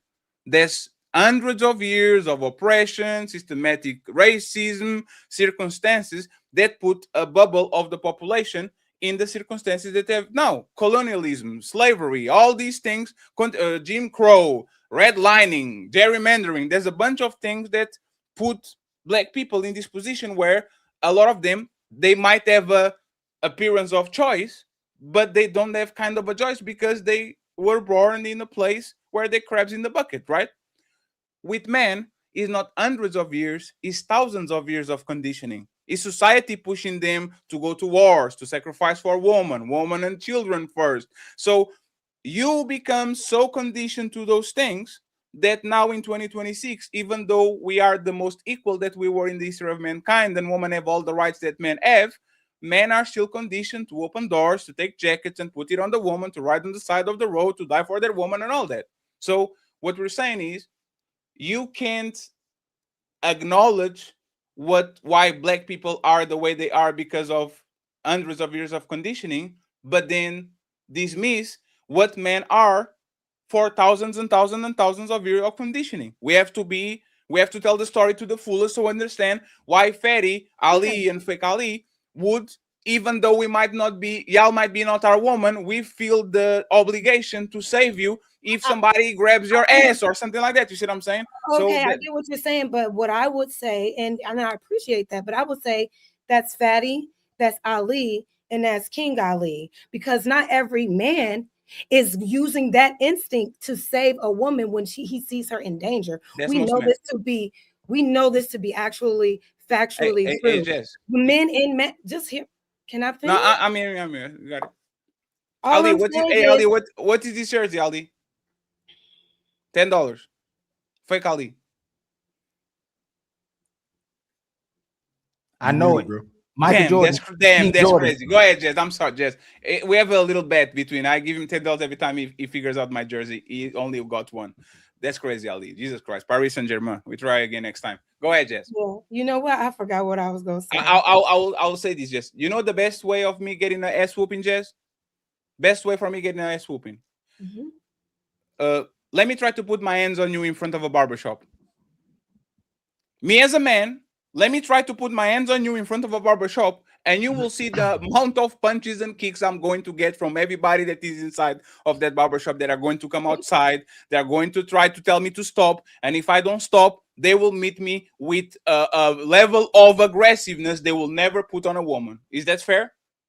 I think that's fair to assume with good intentions of other people. No, Jazz. You probably see this all the time. You are a person that is outside, right? No, that's I Jazz, you don't that see all men the take. time. Jazz, I have literally who are these seen simps? women be in danger, and with men and women around, and the first people that's coming to save that girl are women. And then I'm telling you my experience. So what is a white knight and a simp? No, what I'm telling you is this. There are some men out here that protect others, but I have heard men in this space specifically that say, I'm not protecting no man, no woman that's not mine. I'm not protecting no woman that I ain't getting nothing That's from. cap. I hear that's not cap. People mind their business. I've seen this multiple times too. I've experienced it. People just they're on their way to work. They're not stopping. They just move on. No, so let's do this, right? First of all, do y'all believe the man that says, I will never date a baby mama? I only date single woman with no kids. Do y'all believe it? They say this, and then most of these guys are saying are literally dating women with kids. They're lying. Let's do this, please. Iris, fatty. Me and Jez have almost the same complexion, right? What?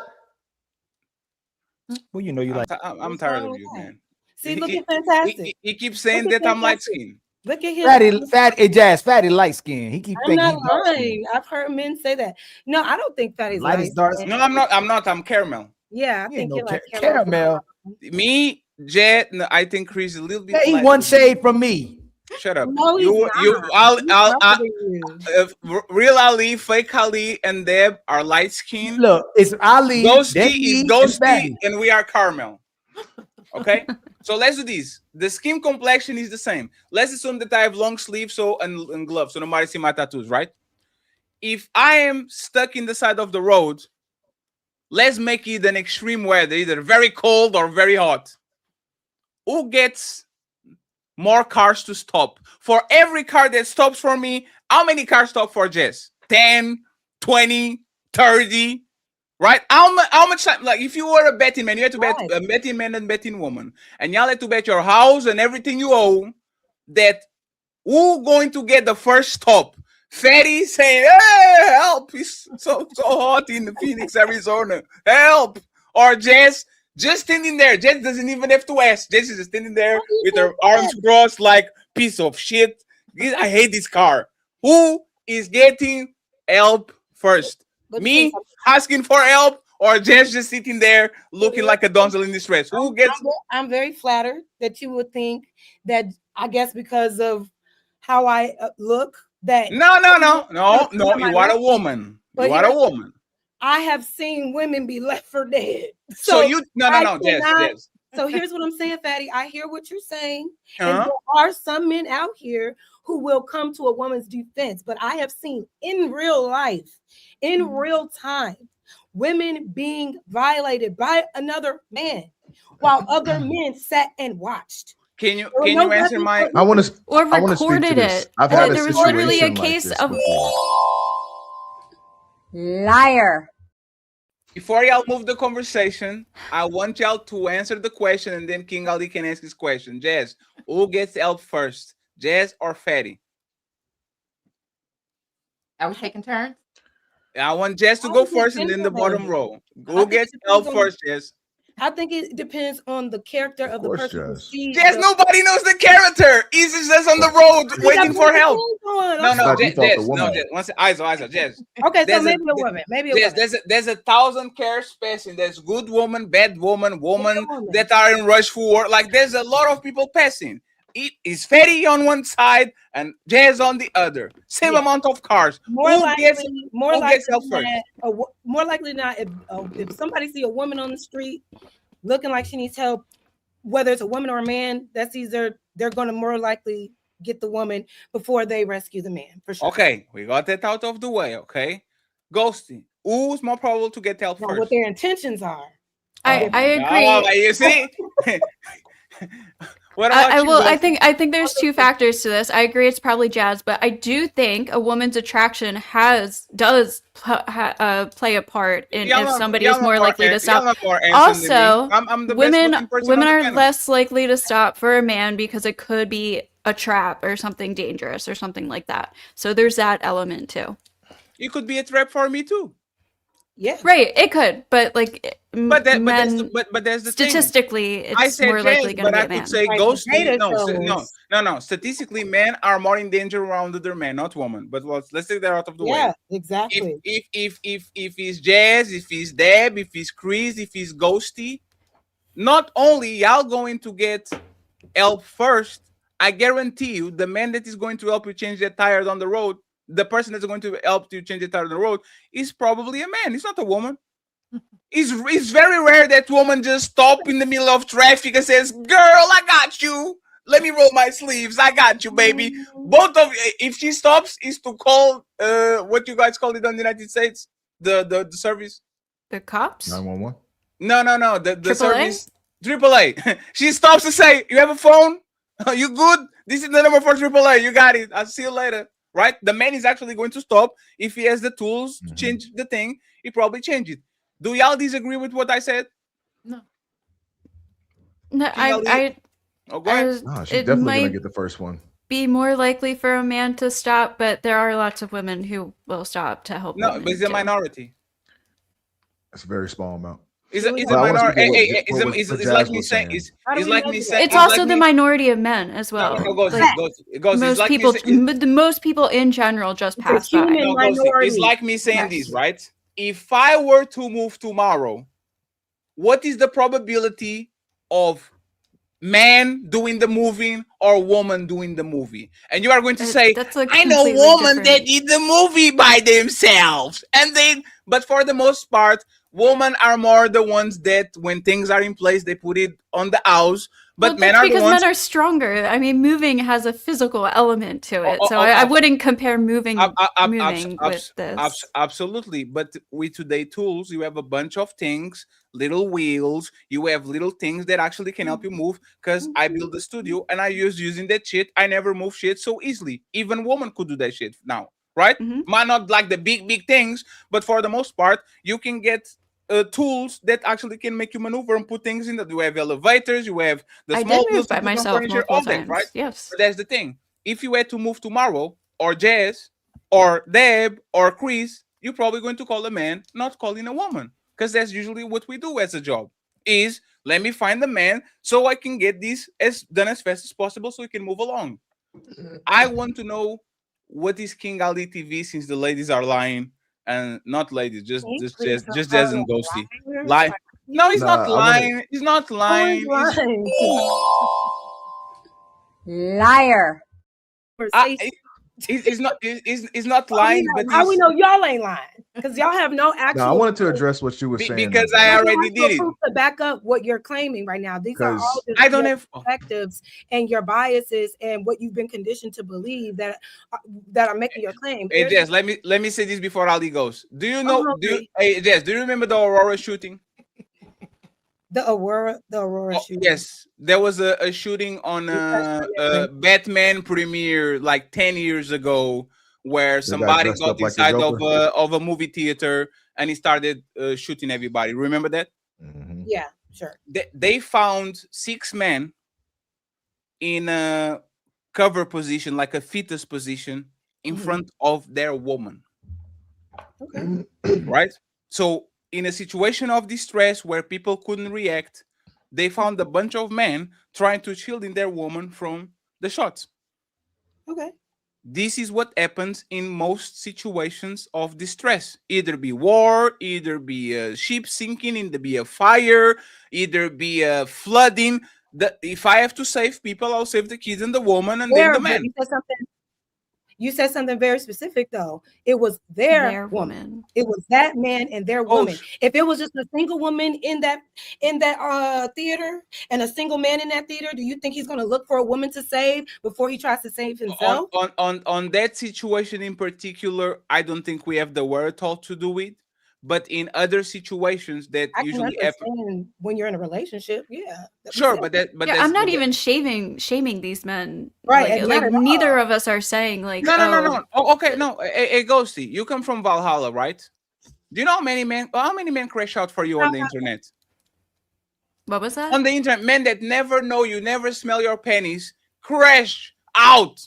Go out of their way. Why you talking with her like that, fatty? Why? Hey, Jazz, how many messages you get on the back every time me and you fight? I can't believe Anton Daniels talk to you like that and fatty. Most You men got are it, Jazz. extremely rude to me on the It's internet. not rude. No. There's a bunch of white knights. Y'all know it. No, there's literally not. There's not. Let me speak on this because I have. Y'all look at the comments. Listen, no, this is my right hand to God, Daddy, and I don't play. All right.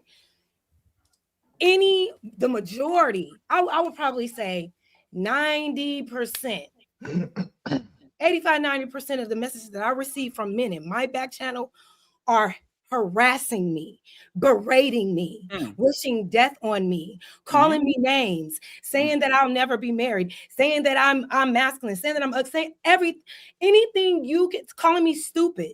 So no, now you will get the minority, like me and Ghosty said, the minority of men that will say, hey, Jazz, I'll fuck with you. Don't let them get you down. You may get some of those sometimes, but the majority, all you got to do is look at videos of your comment section and see how bad they talk about women at large. And then the women, and then the men that come out and defend us, y'all be, oh, put your cape on. You're a simp. She ain't gonna give you no pussy. Y'all like to do. I'm not saying y'all, but a lot of y'all audience members in this space, they like doing this shit to women. They love the idea of putting women in their place, and because they can't have full access, they go in the DMs and get to harassing. Here we go. Hey, Jess, the comment section is a made-up world. Okay. You know why it's a made-up world? If everybody saw each other in person 2 hours in the meeting, everybody will be breakdancing and doing the Macarena and eating from the same plate and drinking like crazy. This is what the reality is, Jess.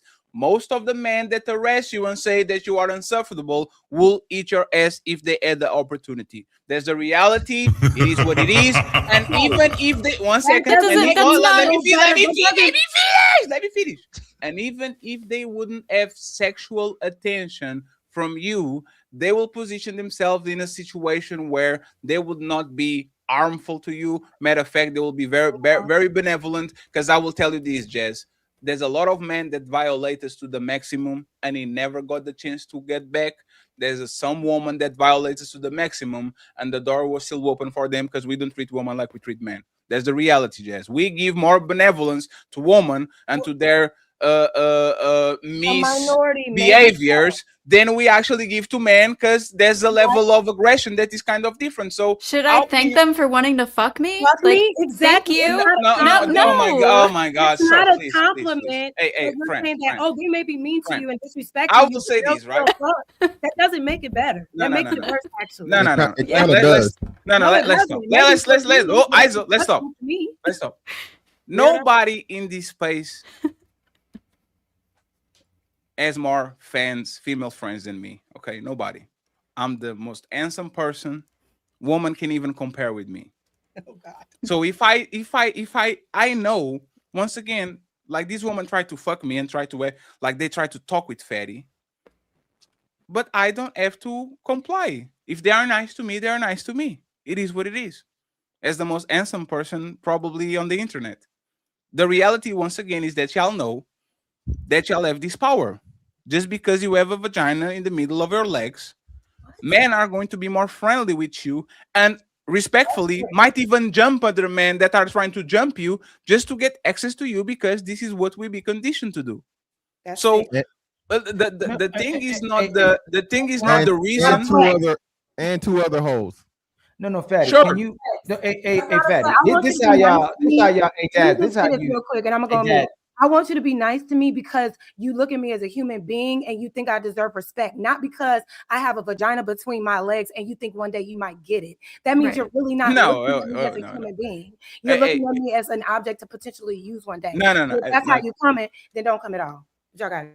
Yeah, and y'all say that in projection, you supposed to be used just like we supposed to be used. You just don't like a man to ask for something or benefit from something. Y'all always say that, like all y'all want is sex, but then you can turn back around and say, oh, you left a guy because the sex wasn't good. Like whatever you say to benefit you, you'll contradict yourself in another sentence. But the reality is you're supposed to get used like I'm supposed to get used, or we're useless. I'm supposed to get something from you. You're supposed to get something from me. Y'all keep going to that. What am I actually supposed to get from you? A nice, good human being who's inspirational and motivating, and she's just a woman. Like I should just accept you as you are, but then you tell me not to accept you just as you are.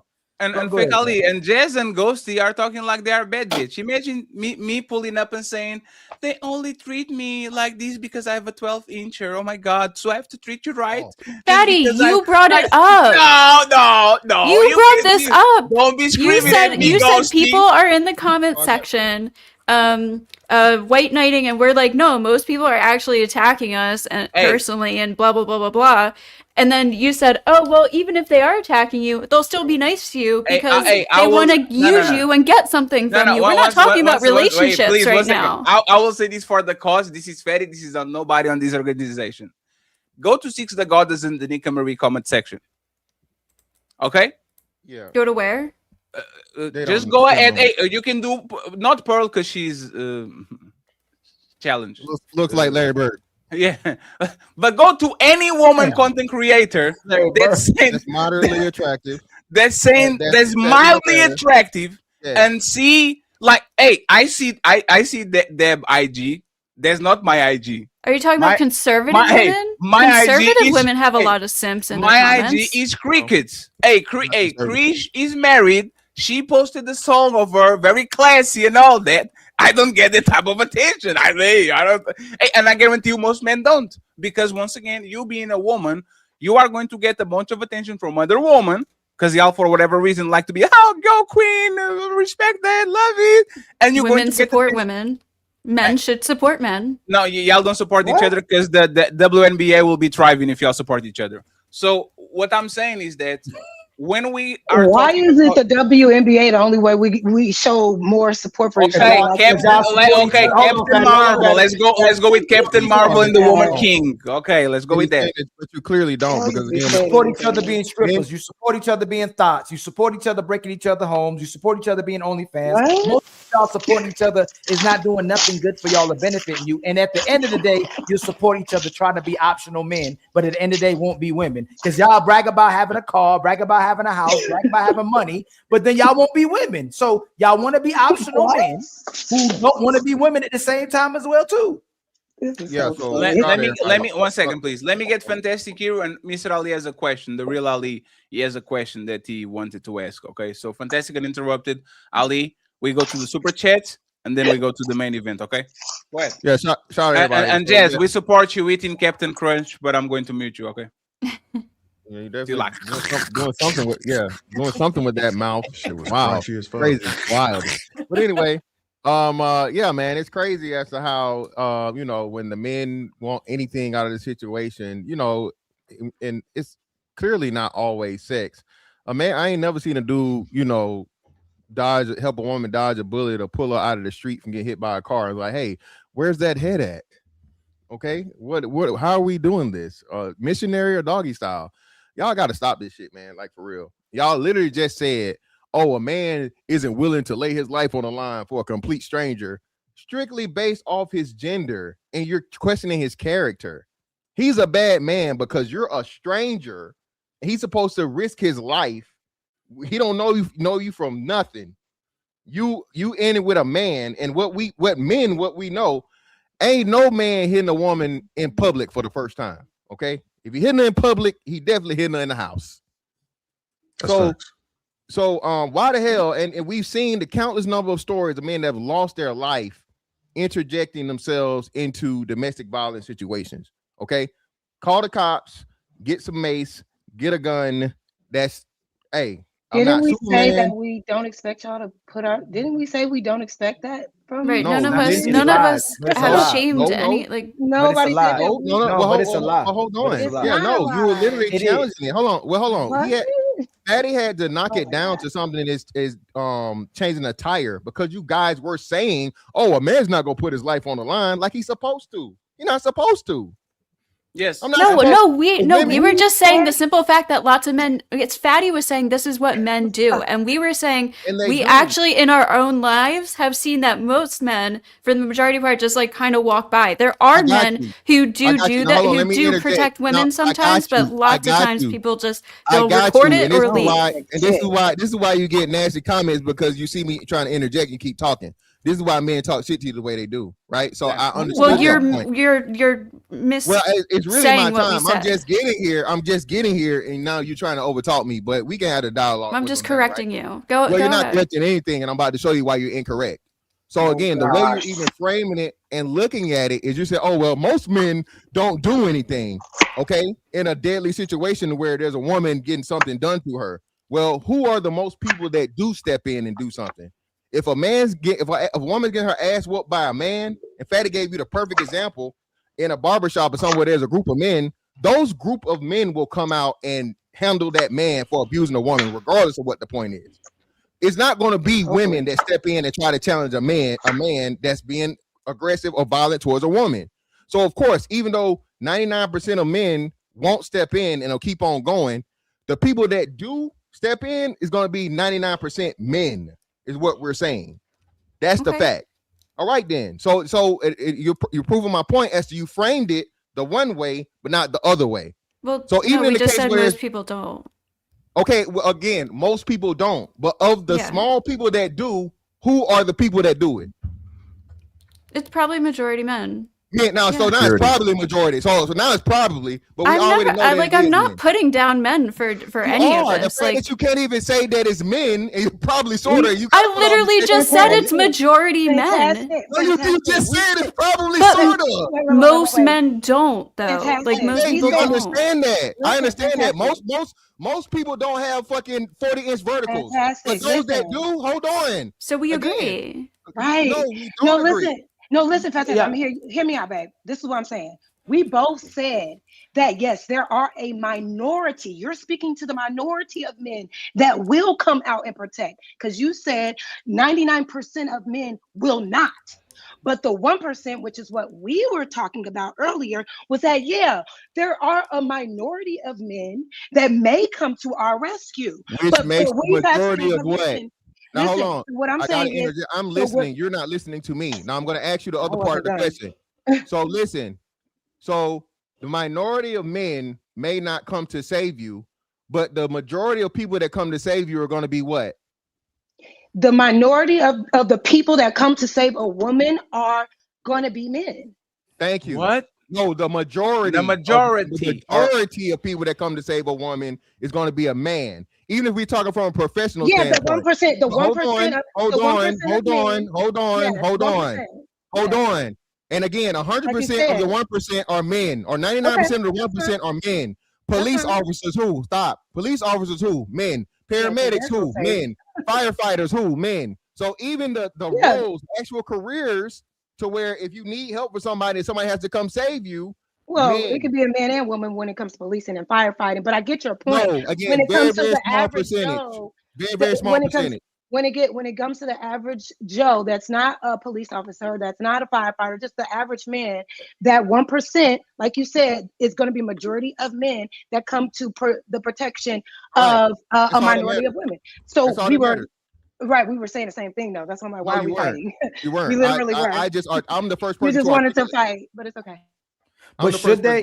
But Fanta asked them, if y'all said you don't expect a man to put his life on the line for you in 2026, where y'all asked to be equal to men and be treated equal to men and have the same options, should you have to be protected by men? Like, is that our obligation to protect you? Should we have to protect you?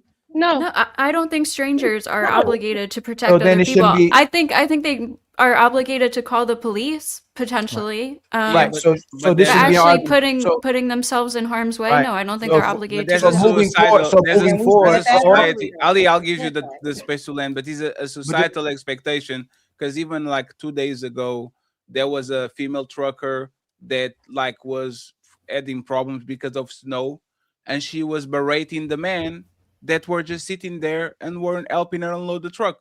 And she was like, "Look at these men! They don't make real men as he used before. Let the woman." And she's a female trucker.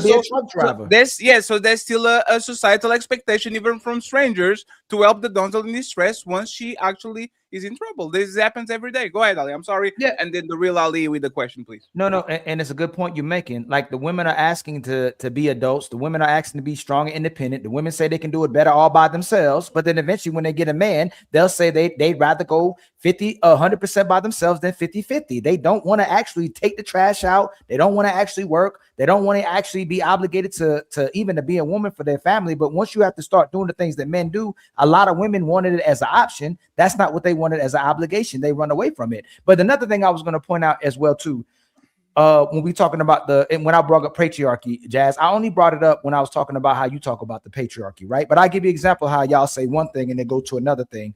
Y'all are literally say patriarchy doesn't let men express themselves, let us tell the truth, or let us cry, especially the young boys. But women don't let us either when it's time for us to actually be honest to you and express ourselves to you. Women will say it to sound like they're allies, but soon as men create platforms like this one to tell women in the world the truth and level the playing field when it comes to these relationships, since you fought for equality and 50-50, now you say we're not real men for it. But you don't want to fight to open up doors. You don't want to go, fight for die for us. You don't want to fight to pay the bills. You don't want to fight for being mechanics. You don't want to fight to be the plumbers. You don't want to fight to be like electricians. And since we having these honest conversations saying, hey, women are electricians. Let me land, please. Please let me land, please. Y'all didn't even listen to the point. Once we try to level the playing field of relationships within itself, when y'all ask to be 50-50, and we point out the fact you don't want to do all the other things men say you should do, we're toxic, we're sassy, we're gay, who hurt you? But we're not even asking for equality from y'all. Y'all are asking to be equal to us. When we just asking y'all to be women, but y'all don't use, my point is this, y'all don't use feminism to fight for men and for true equality. Women fight for power and equity with no responsibility at all. And like I said before, you'll try to fight for the option to act like a man, but at the same time still refusing to be the woman we're asking for. You're asking to be 50-50, but you're not doing both parts. You don't want to be a traditional woman. Then when you said, okay, go be a traditional man, since you asked for 50-50, you will cry about actually having to be a man and have to be treated like a man. You'll look for a man to come protect you and save you. What is acting like a man? We're doing the literal opposite of what traditional women a traditional Ghostie, woman would expect a man to die for her. She asked me a question. This is what I mean, Jazz. You asked me a question. Y'all fought to go to work because you said you needed an option to be at work. Is being a man. Can I? You see how y'all both interrupt? This is what I mean. Remember when y'all say y'all want men to communicate and be emotionally available? Y'all don't want to. And it's like you fight.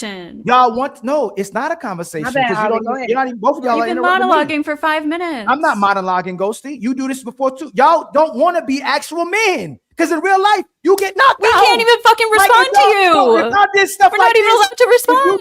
If you actually got treated like a man and y'all interrupt like this the way y'all do with men, you will get knocked out. Y'all don't want to be men. What does that say about men? Y'all want power from men. This is what I mean. No, listen. No matter how our delivery is, you will still cut us off. Y'all are both cutting me, co-signing with each other. Y'all are only doing this because we're not saying what you want to hear while pretending to be what you say you're not. You're not who you say you are. If you truly want to be this traditional man, if you truly want to be equal, if you truly want to have this power, then hold your nuts when you finally encounter a man and you have to be a man. Y'all don't want to be men. So again, I will give an example again.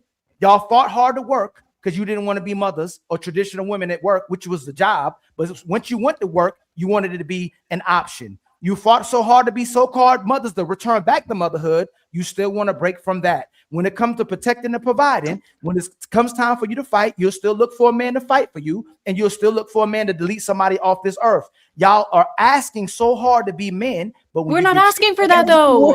That's what this whole conversation You are is. asking to We're be a not man. asking for You men are. to You protect are. us. It's envy. It's envy. You are. You're That's lying. what this whole conversation has been for the past 2 hours. Y'all been lying for the past 2 hours. That's what. Oh, see, exactly, Ali. Every single time I come on this panel, everything I say, you tell me I'm lying. I literally wonder, why do I even come here if you don't believe anything I'm saying ever? So if me and you were together and somebody came to us and said, "Hey, man, one of y'all gotta go. One of y'all gotta put a gun to your head and take your life." Who's supposed to take their life? I'm sorry, what? Who would be inspected if we're right now, we got caught up in some cartel and they say, "Hey, since y'all passed this line, one of y'all have to take this gun and blow your head off." Who's expected to blow their head off?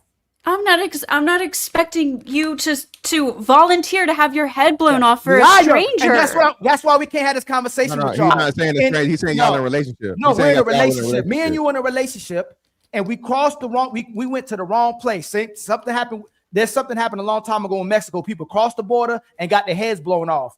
I'm asking you this, Ghosty. If we're together in a relationship and we crossed the border wrongfully in somebody's territory, and they go, one of y'all have to blow your head off for trespassing, and which one is going to be? Who is supposed to blow their head off? Me or you?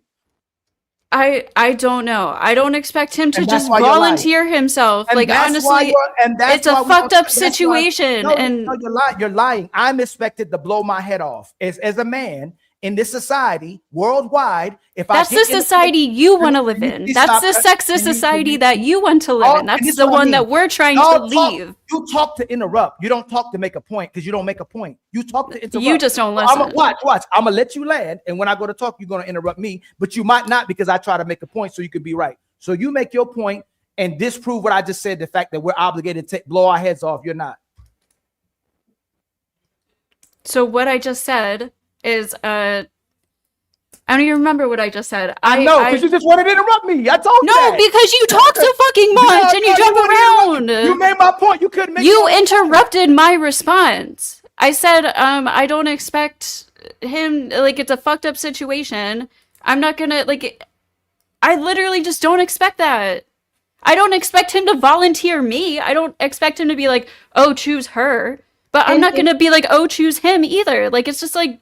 And why is that not an acceptable answer? Why don't y'all just believe we are saying we don't expect y'all to die for us?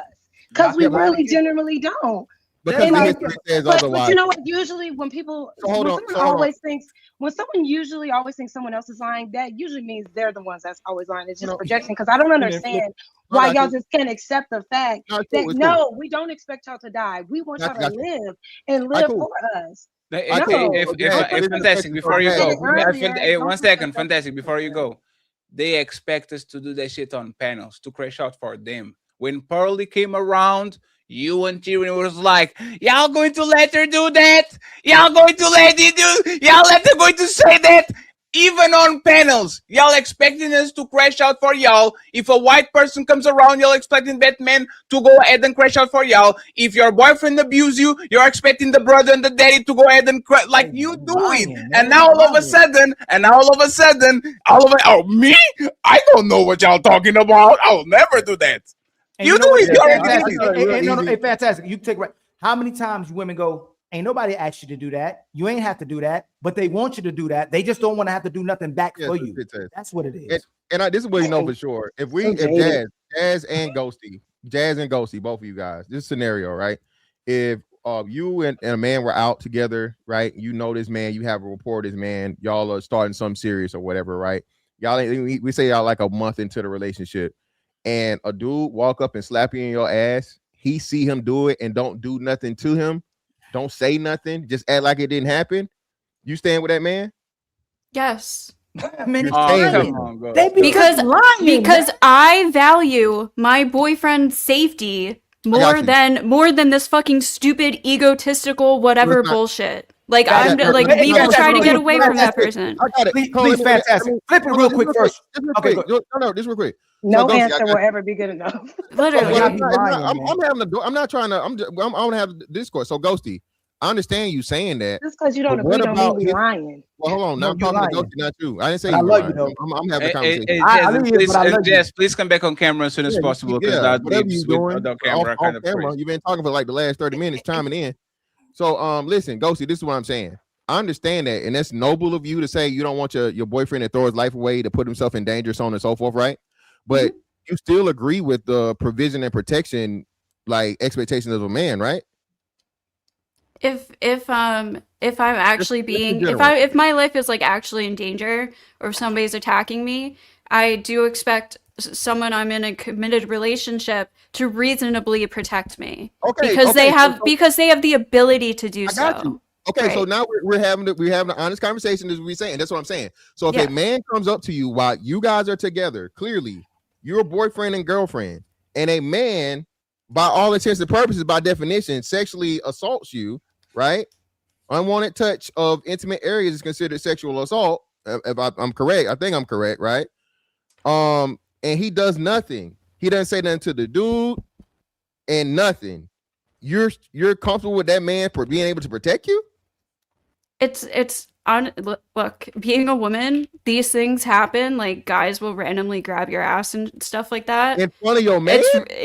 It's wrong, but no, that's never happened to me in front of my boyfriend. Exactly. But, that's with Ghosty. That's the point I'm trying to make.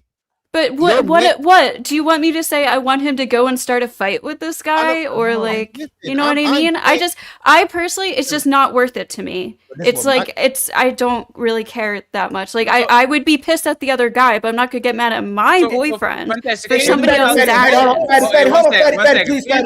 Can you do what Ali is asking? Can you flip it? Yeah, go ahead, if Ali. this is a woman on your boyfriend's space and she keeps egging it on, touch him, push him, slap him, you're not going to do nothing? If she's hitting him? Yeah, you're not going to do nothing. You know how dangerous it is for a man. 1 second. You know how dangerous for a man to put the hands. Violent. 1 second, please. So go see. On the black community, not in Portugal, in the United States, they taught me this. You don't put the hands on a woman, you call your sister to do it. Right? Or a female friend has hands. Instead of you going there, right, and put yourself in danger, you find somebody, a woman, because the courts, the cops are going to be way more nicer and lighter if women are fighting women than a man fighting a woman, right? So you are telling me, go see, just 1 second. So if we are in a situation where your boyfriend is being arrested, a woman is putting their hands on him and all that, and you know he can't do nothing because you know he's going to be punished severely by the law if he does something, you're not going to smack her, you're not going to push her, you're not going to grab her, you're not going to do nothing? The ideal situation is to get out of there. Sure. Get out of it. Sure. That's the ideal situation. But again, Ghosty, we know the world. I'm not like a fighter. I'm 5'1". I'm like 110 pounds. Like Ghosty. What matters is, like, you know what I'm saying? You might have $5 on your account. What matters is, like Chris said, she will try at least. Oh, I know I'm going to put there and sacrifice myself for my I'll put myself in between but I know her my and husband him. is not going to allow me to do it, right? So the question is, if you are in that situation, you are not going to do nothing for him. You're going to just grab him and try to run. Like, what you're trying to do? I will put myself in between her and him and get out of there. Oh, like I'm probably not gonna start fist fighting some random ass violent chick. Like, I don't think that's good for either one of us. And I wouldn't expect him to do that either. If there's a man attacking me, yes, I expect him to help me get out of that situation. And I've already conceded to this. I expect reasonable protection from someone I'm in a committed relationship with. Hey, Chris, and Dad, hold on. Just 1 second, because I need to show them. So you're going to. So if a woman is going at your man, what you're going to do is this, right? You're going to do the piccolo sacrifice. That's what you're doing, right? I don't know what that means. I'm just going to get in between them and separate them and get away. Yeah. You put yourself in the middle, right? That's what we're doing here. Is instead of doing something, right? You just go ahead and you do this, right? Because that's what we're doing, Ghosty. This is what we're doing. That's the ideal scenario. Ghosty. This is not anime. I don't understand what's so crazy about what I'm saying. Ghosty, this is not fantasy. Something has to be done. Right? Why? That's ego talking. Hey man, you know that's what? your ego talking. You know what? And that's how You know people what? end up in bad I situations. know. Hold on. I'm bringing Chris up here. Hey, Chris. Yes. If there was men up here, one man, all the men are being quiet, and there's a man up here talking about men want sex, men want attractive women, and and y'all are saying that men want sex and attractive women, and the man up there is arguing back and forth. No, we don't. We don't care about looks and sex. The man wouldn't sit there and be quiet. But why do y'all allow sisters, if we're all in this together, to gaslight the men when you know in reality a woman would not remain with a man that would not protect her? As a matter of fact, if we're in a position of protecting, a man say, hey, I know you're trying to protect your lady, but I'm gonna get this. If you do anything else, I'm blowing your head off. A woman would expect this man to still go. Like he won't go, oh, he can stop protecting me right when it comes to death. A woman wouldn't have that expectation. So while Deb, you too, this is what we talk about happens in society and in our relationships overall. Men won't sit there and let y'all get gaslighted. If we see a woman in a certain predicament and there's brothers lying or brothers trying to cause harm to another woman, men are going to jump in that way, whether it's in harm's way. Why, when situations like this, when you see clearly women saying, I don't care if a man protects us. I don't care if a man puts his life on the line for us. They'll expect them to protect them. Why do y'all allow us to get gaslighted like this and don't jump out that cave we was talking about, Chris, and go, hey, sisters, I hear what y'all saying, and it may be unique to you two, but in most cases, women are going to have problems with a man who would not put his life on the line to protect her. First protect her, but still put his lifeline on the line for her, and society expects men to do it. Why y'all let us get gaslighted like that? Well, let me answer your Hey, question. matter of fact, let me put Deb over here because I know Debbie is jumping that Chris woman. in there. Debbie's jumping that woman too, but she's quiet. She's like, let me observe what these people are doing. Go ahead. Why you gaslighted? Number one, why you allowing us to be gaslighted? Number one, I'm polite, and I politely wait my turn, and I've been on a few panels, and I've heard that when two people are having a conversation or going forth, and you And that's actually right. You are following protocol. I'm following the rules. And then, so if you ask me a question in regard to what I think about the answers, then I can answer the question. So if I don't agree with what another young woman on the panel was saying or whatever the case is, I don't have to berate her or anything like that. But if you ask me a question in regard to what I think about what someone said, then I'll answer. Chris, why would you change it to berate her? No one said to berate her. You could just interject in a conversation. Like y'all know, your femininity is your power. The fact that y'all saw, I don't understand. Y'all can talk to each other like without worrying about pushback. Like y'all won't disrespect each other. Y'all may disrespect the men. I'm not asking you to berate nobody, disrespect them, because y'all rarely will disrespect each other. Y'all allow each other to do.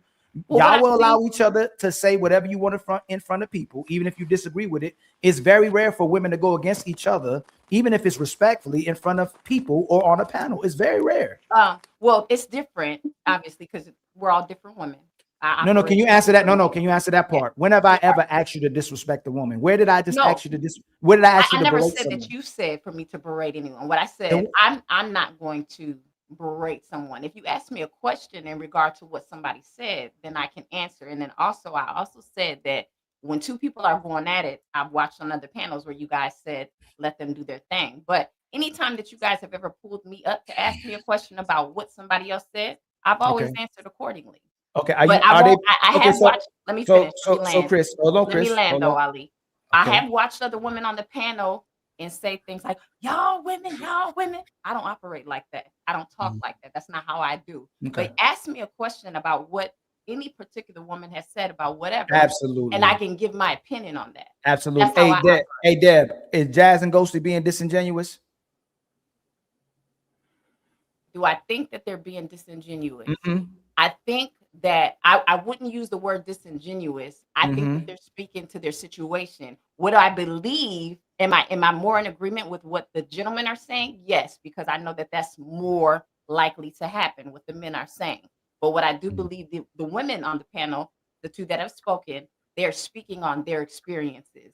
And I that may be that I was in a cave. That may be the cave that they're in.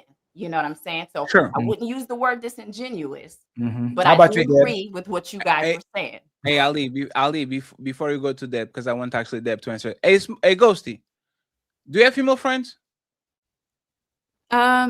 Yeah, I have a couple. If they get into a fight, are you fighting?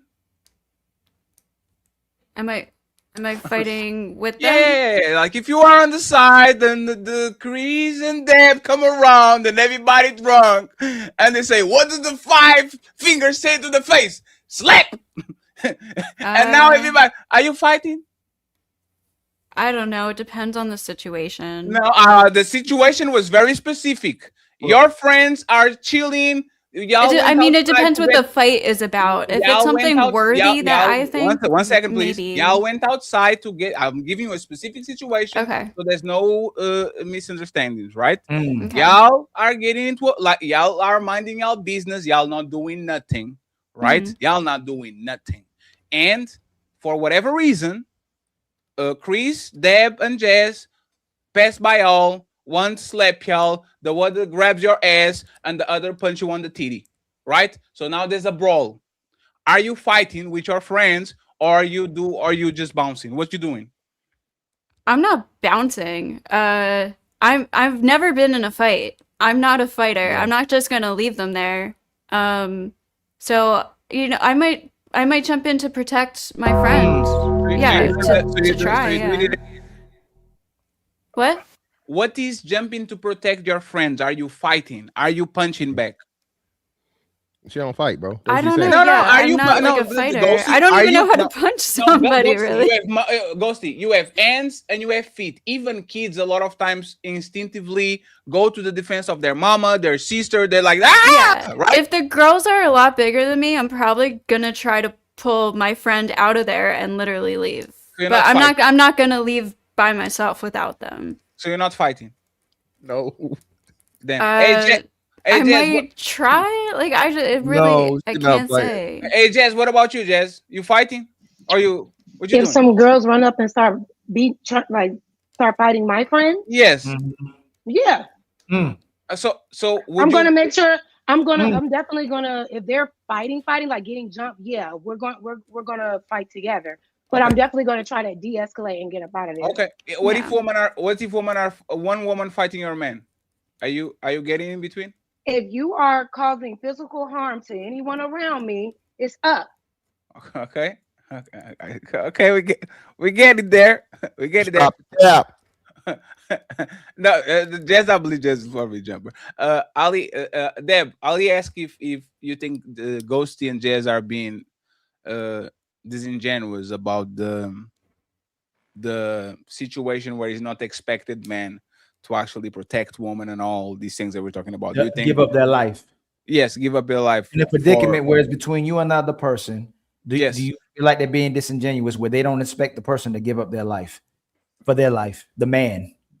I mean, Deb said the same thing, by the way. But I was gonna say, honestly, I'm not gonna say that because I don't think that they should. I'm selfish. Do you expect me, the man? Let's say we a certain caliber guy, and me and Fantastic and Fatty to stay with a woman who not giving us sex? I'm so sorry. Can you say that? No, do you expect me and Fatty and Mr. Fantastic to stay with you if you're not giving us sex? No. You would think that's kind of an expectation in a relationship from a man, right? To give me sex or Yes. to protect me? Oh, yeah. Yes. So it sounds disingenuous from all three of you when we already know y'all are leading with the y'all will go, we're not monoliths. We all think different. But most women go, I want a man who protects and provides. So all of a sudden, when it comes to protection and you're trying to differentiate between having your life taken and protecting, as if protecting someone can sometimes lead to your life being taken, it can be mutual as well too. So if someone's protecting you and they ultimately get their life taken, you are saying basically still that you would expect this person to put their life on the line for you, and it may lead to death. Sure. But when you say you don't, and he doesn't have to do it, I wouldn't look at it no different way. We don't believe you guys because that's one of the reasons why you're with a man, to protect you. So you're not with a guy. So you don't get with a guy going, hey man, I'm gonna be with this man in the expectation if something happens, he's gonna protect me. Okay. No, Deb, I'm asking you, when you get with a man and you pick the guy that you want to be with, is there in back in your mind, you go, I'm picking a man in expectation if something happens, but something's happened to us, he could protect me. Yeah. Do you think sometimes in that protection, it could lead to death? Sure. So why do y'all try to separate it and it becomes disingenuous? Go, well, I'd expect him to protect me, but if it comes to giving his life up for me, that's where I draw the line. He doesn't have to give his life up for me. He doesn't. That's a choice he made. Okay. And this is what we're talking about, expectations. Is expectation for me to obey to my parents? Is expectations for me to have sex with my wife? Is expectation for me to maintain a job so I can provide for you? I have a choice to not work, but that choice will come with consequences. Everybody knows it. So do I have a choice? No.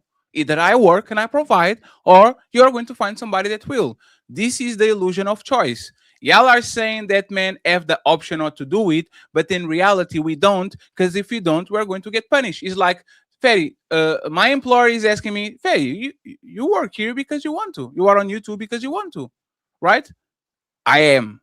But if I do something that goes against whatever YouTube has going on, I have the opportunity and the chance to do it and the choice to do it, and they have the choice to send me to Rumble, right? So I actually don't have a choice. Either I follow TOS or I go to Rumble. It's the same thing with these conversations. Y'all pretend that men have actually a real choice to do it, when in reality, if there's a fire, most men will pick women and children first. If there's a war, most men will pick children. If I go to a burning building full of babies and I take a grown-up person, I have a choice.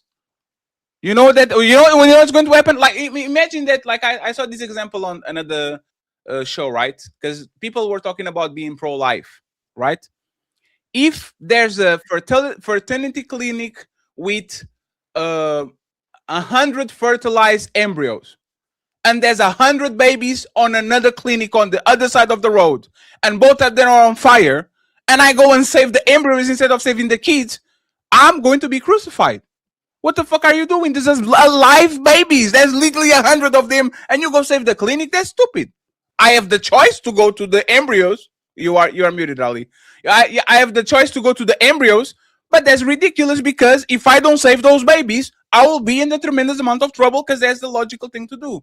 This is what y'all do with men a lot of times, is you didn't have to marry her, but if I didn't, she will leave me. You don't have to work and be full provider, but if she don't obey me. You don't have to be in listening to her, but if I don't, she's going to think I'm doing something wrong because I'm supposed to listen to you. All of these things that you have are expectations. And once we don't do it, y'all pretend we have a choice to not watch Housewives of Atlanta with you, but y'all be so upset if I start watching and you go to work, and then when you get home, I'm on season 7. Why didn't you watch it with me? Why didn't you wait? I wanted to see with you. This is the illusion of choice that we give us, is you have the choice to binge watch that shit while she's at work, but you know for a fact, as soon as she gets home, you are going to be met with fire and brimstone, because you know for a fact that she wanted to watch that shit with you, so now you have a problem. This is the conversations that we don't have in once, is women, unfortunately, are going to gaslight you into telling you that you have a choice. You don't, sir. You have one role. Your roles are immovable. Either you do what is expected on the relationship as a man, or you will be replaced by somebody that would. That's all it is. Imagine us having a live session like this. Like, we finally got it together. We had a meetup. Me, you, Chris, Deb, Fantastic, Ghosty, Jazz in the building, and the building collapses on fire. You are outside just getting something to drink. You run in, save me. We run back out. We go, hey man, we got to go back and get somebody else. And the camera's facing on the building, and we coming out with Fantastic big behind, like carrying them on each other, like, yo, what happened to everybody else? And we got Ali and Fantastic out. Chris and Deb, they was on their own. Imagine. I know, Ali make it worse. There was a case here in Portugal where there was people inside of a burning building. The woman went outside and saved a dog. A dog. She went outside. She got the dog and ran out. And the thing is, this is what we're talking about, is there's an expectation different from men and for women. Because if a man got inside of that motherfucking shit, and instead of saving the woman and children, he saved a dog, that man will be on he will be on TMZ, he would be on X, he would be trending as the most cowardice man in the planet because he put in a dog in front of a man or a woman or children. But that's the thing. Did he have a choice? Absolutely. But choices with men usually come with consequences. When women usually do choices, it usually come with, I'm just a girl. So in my city, there was a case that's happened twice on the L. I'm in Philadelphia. A woman was being raped on the L from literally like the start of where to almost the end of the train ride. Sure. And it was filmed by multiple men from multiple angles, and literally nobody called the cops, and they posted it on TikTok. Okay, so the question is, was she screaming help, I'm being raped, or she was there, just there? She was being raped and they were filming her. No, that's no. This is what we're going to do, right, Ghosty? Think about it. I'm just saying, Ghosty, you act like one second. I understand there's this weird Ghosty, 1 second. We have to have a Disney movie societal expectation on men. But like Ghosty, we have to talk. If I get inside of a train and a man is kissing another man, right? I'll mind my business. If they're having sex with each other, he had a knife. No. And she was obviously being raped. No, please, respectfully. If a man is having sex with another man, I will mind my business, and 99% of men are going to mind my business. That's what it is. If two men are fighting, most of the people on the train are going to mind their business. People on public transportation usually mind their business, be man or woman. When it's children, it becomes different. But the man gets into the train and he sees a man on top of the woman. He doesn't know if he's two crackheads fucking. He doesn't know if he's the woman. But if the woman is clearly on the side of this dress saying, help, help, help, he's great. Are you telling me that's what was on that video? Yes. She was obviously in distress. Ghosty, send me the link. I don't think it's. I'm looking at it right now. I guarantee you, Ghosty, you are put in the backtrack. Ghosty, you are telling me that was several men around, and she was screaming, "Help! I'm being raped!" And the men were like, "Oh." Nobody even called the police. So you are going to show same way what happened with that lady on the bus? Hey, Jack, stabbed her and nobody helped. No. Do you know why you're wrong? Most of them didn't even notice. Most of them. Wait 1 second, please. If you look at the tape again, the man stabbed her once. It was not a multiple. He stabbed her once and he moved around, and even her was surprised. What the fuck? Like, why am I bleeding? So it was not a repeated thing. It was something that happened once. The guy moved around and then they help her. After the guy left, they actually went ahead and help her. It was just too late. If this video exists of a man doing something in a train full of men and she's screaming, help, please, I'm being this and that, and they are not doing nothing, I'll give it up to you. I don't think not even these YNs are going to change that dramatically. Not elder men and men of our age, not kids. I don't think nobody was sitting around. They probably sat around because they thought, oh, these are two crackheads or two people fucking on a train, which is kind of crazy. It's kind of a ridiculous situation, right? It's kind of like an absurd situation. People might get confused about it. But the woman on situation on distress, screaming and hollering and nobody did nothing when there's men around, I don't believe it. I need to see it. I won't believe it. I'll give you Ghosty. I'll give you benefit of doubt though, because I'll give you the benefit of doubt too. But I need to see it. Things are changing, but and you might be changing, but they are not changing to this point. I don't know if you can find the original video, but I don't think it's that bad. It's bad, but I don't think it's that bad yet. But it could be that bad now, to where if we got to a place where men are like, man, forget it. I ain't getting involved. Yeah, that's what it is now, Ali. But Jazz, if we're there, it's not unwarranted. It's the way women are maneuvering, the way women conduct themselves. They say they don't need us. We don't deserve protection. No. Oh yeah. No. There's women who don't deserve protection. No, that's what we just said already. Okay. Hey, Jazz, are women, you already know women ain't gonna come to our help and defense, right? And y'all saying this is a 50-50 society, right? So why, if y'all already agreed that it doesn't matter, we should just let it go. If a woman shouldn't have to be protected, if we shouldn't have to put our life on the line, that shouldn't be no conversation anymore. That's all I'm saying. No, that's over because there's toxic masculinity. Yeah. A woman should know better. A woman is a queen and a princess and the empress. she should know better. So and it's sexist. It's sexist for me to help you. It's mansplaining for me to go in between you and try to save you. It's mansplaining. Men know better too. If men knew better, if we all knew better, we probably wouldn't have a reason to protect women from other men. If more men knew better. Yeah, but y'all doing it again. Okay, 99% of men don't abuse women, aren't dangerous to women, and are deterrents. Okay, for the violent men. Y'all always talk about this shit and not understand that it's only 1% of men that are terrorizing everybody. Human beings, be it man or woman. That's true. Yes, it's true. And it's men doing something to other men. When only something like that, Jazz. When men do that, it's men who are reacting. It's not women who reacting. It's actually lower. It's actually lower. It's actually lower. It's actually 1 second, friends. It's actually lower than that because 1%. 1 second, Jess. 1% will be 1 person in 100. Most societies, violent crimes is like 17 in 100,000. So it's 0.00. Like it's a very, very small number of men that do a tremendous amount of damage. Yes. The only reason I brought that example up was because Fatty was also bringing up like the extreme examples. Like we can bring up extreme examples on both sides. That's the only reason I brought that up. Hey, Ghosty, do I look sexy doing this? No, I just fucking. Who's like abused? Oh, in 2022, you look great, Fatty. In 2022, there were 170,000 male, female violating, sexual offenders. There are 340 million people in America. In order for it to be 1%, it would have to be 3 million. Yes, it's 0.000 something. Yes, yeah, it's still prevalent though, right? No. Oh my God, Ghosty. You say what? It's prevalent because there's so many people that murderers and things are going to happen in society. But it's we obviously not prevalent at all. It's a severe minority of men, but abuse and sexual assault is prevalent in our society. No, it's not.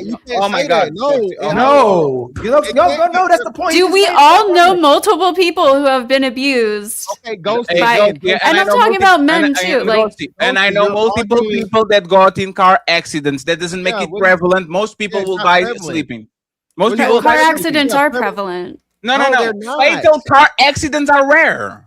Yeah, but they're just because something is the minority of people, because there's billions of people in the country, doesn't mean it's not something that's happening often. It still happens often. It's common enough to be. It's common enough to be a problem that we need to be addressed. Yes, absolutely. We have to address it, right? But that's the thing. If I sit on a bus stop and I see thousands of cars passing by, I'll stay there from 8 a.m. to 8 p.m. What is the probability that I see a fatal crash? I stay there for a month, 2 months. What is the probability that I see a fatal crash sitting on that bus stop for 12 hours every day? It's rare. Like most people drive 1,000 times before even they get one little accident, let alone a fatal one. So even though it exists in society, it's very safe to actually drive a car, to catch a plane, and to do all things, even though it might happen here and there. Right. Like sexual assault is the same thing. It's not prevalent. It just exists in small pockets. That's what it is. I mean, it's just like if you unless you think sexual assault is me grabbing your ass. If that's what you call, like we're talking about things that are severe, attempts of rape, things that are like on an extreme part of society. If you are talking about those, is extremely rare. If you're talking about I wouldn't say extremely. I wouldn't say extremely. It's less than 1%. We just gave you the numbers. We're arguing math at this point. No, I mean if you talk to women, I think it's like. If I say less than 1% of the population goes on vacations, is vacations prevalent for most of society? No, but if 1 in 4 women have experienced attempted rape within their or extreme sexual assault in their life, that's prevalent. Is a manufacturer set. That's a survey, and again, that's a survey. That is a survey. Right. And again, I'm not saying that all women are lying, but all women are surely not telling the truth.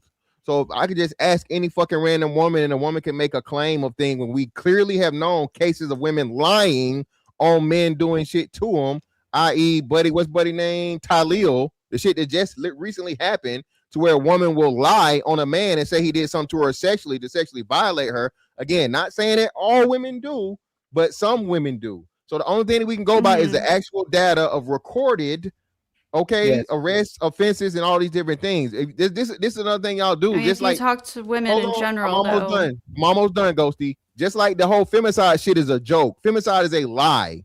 Femicide is not motherfucking real. It's not.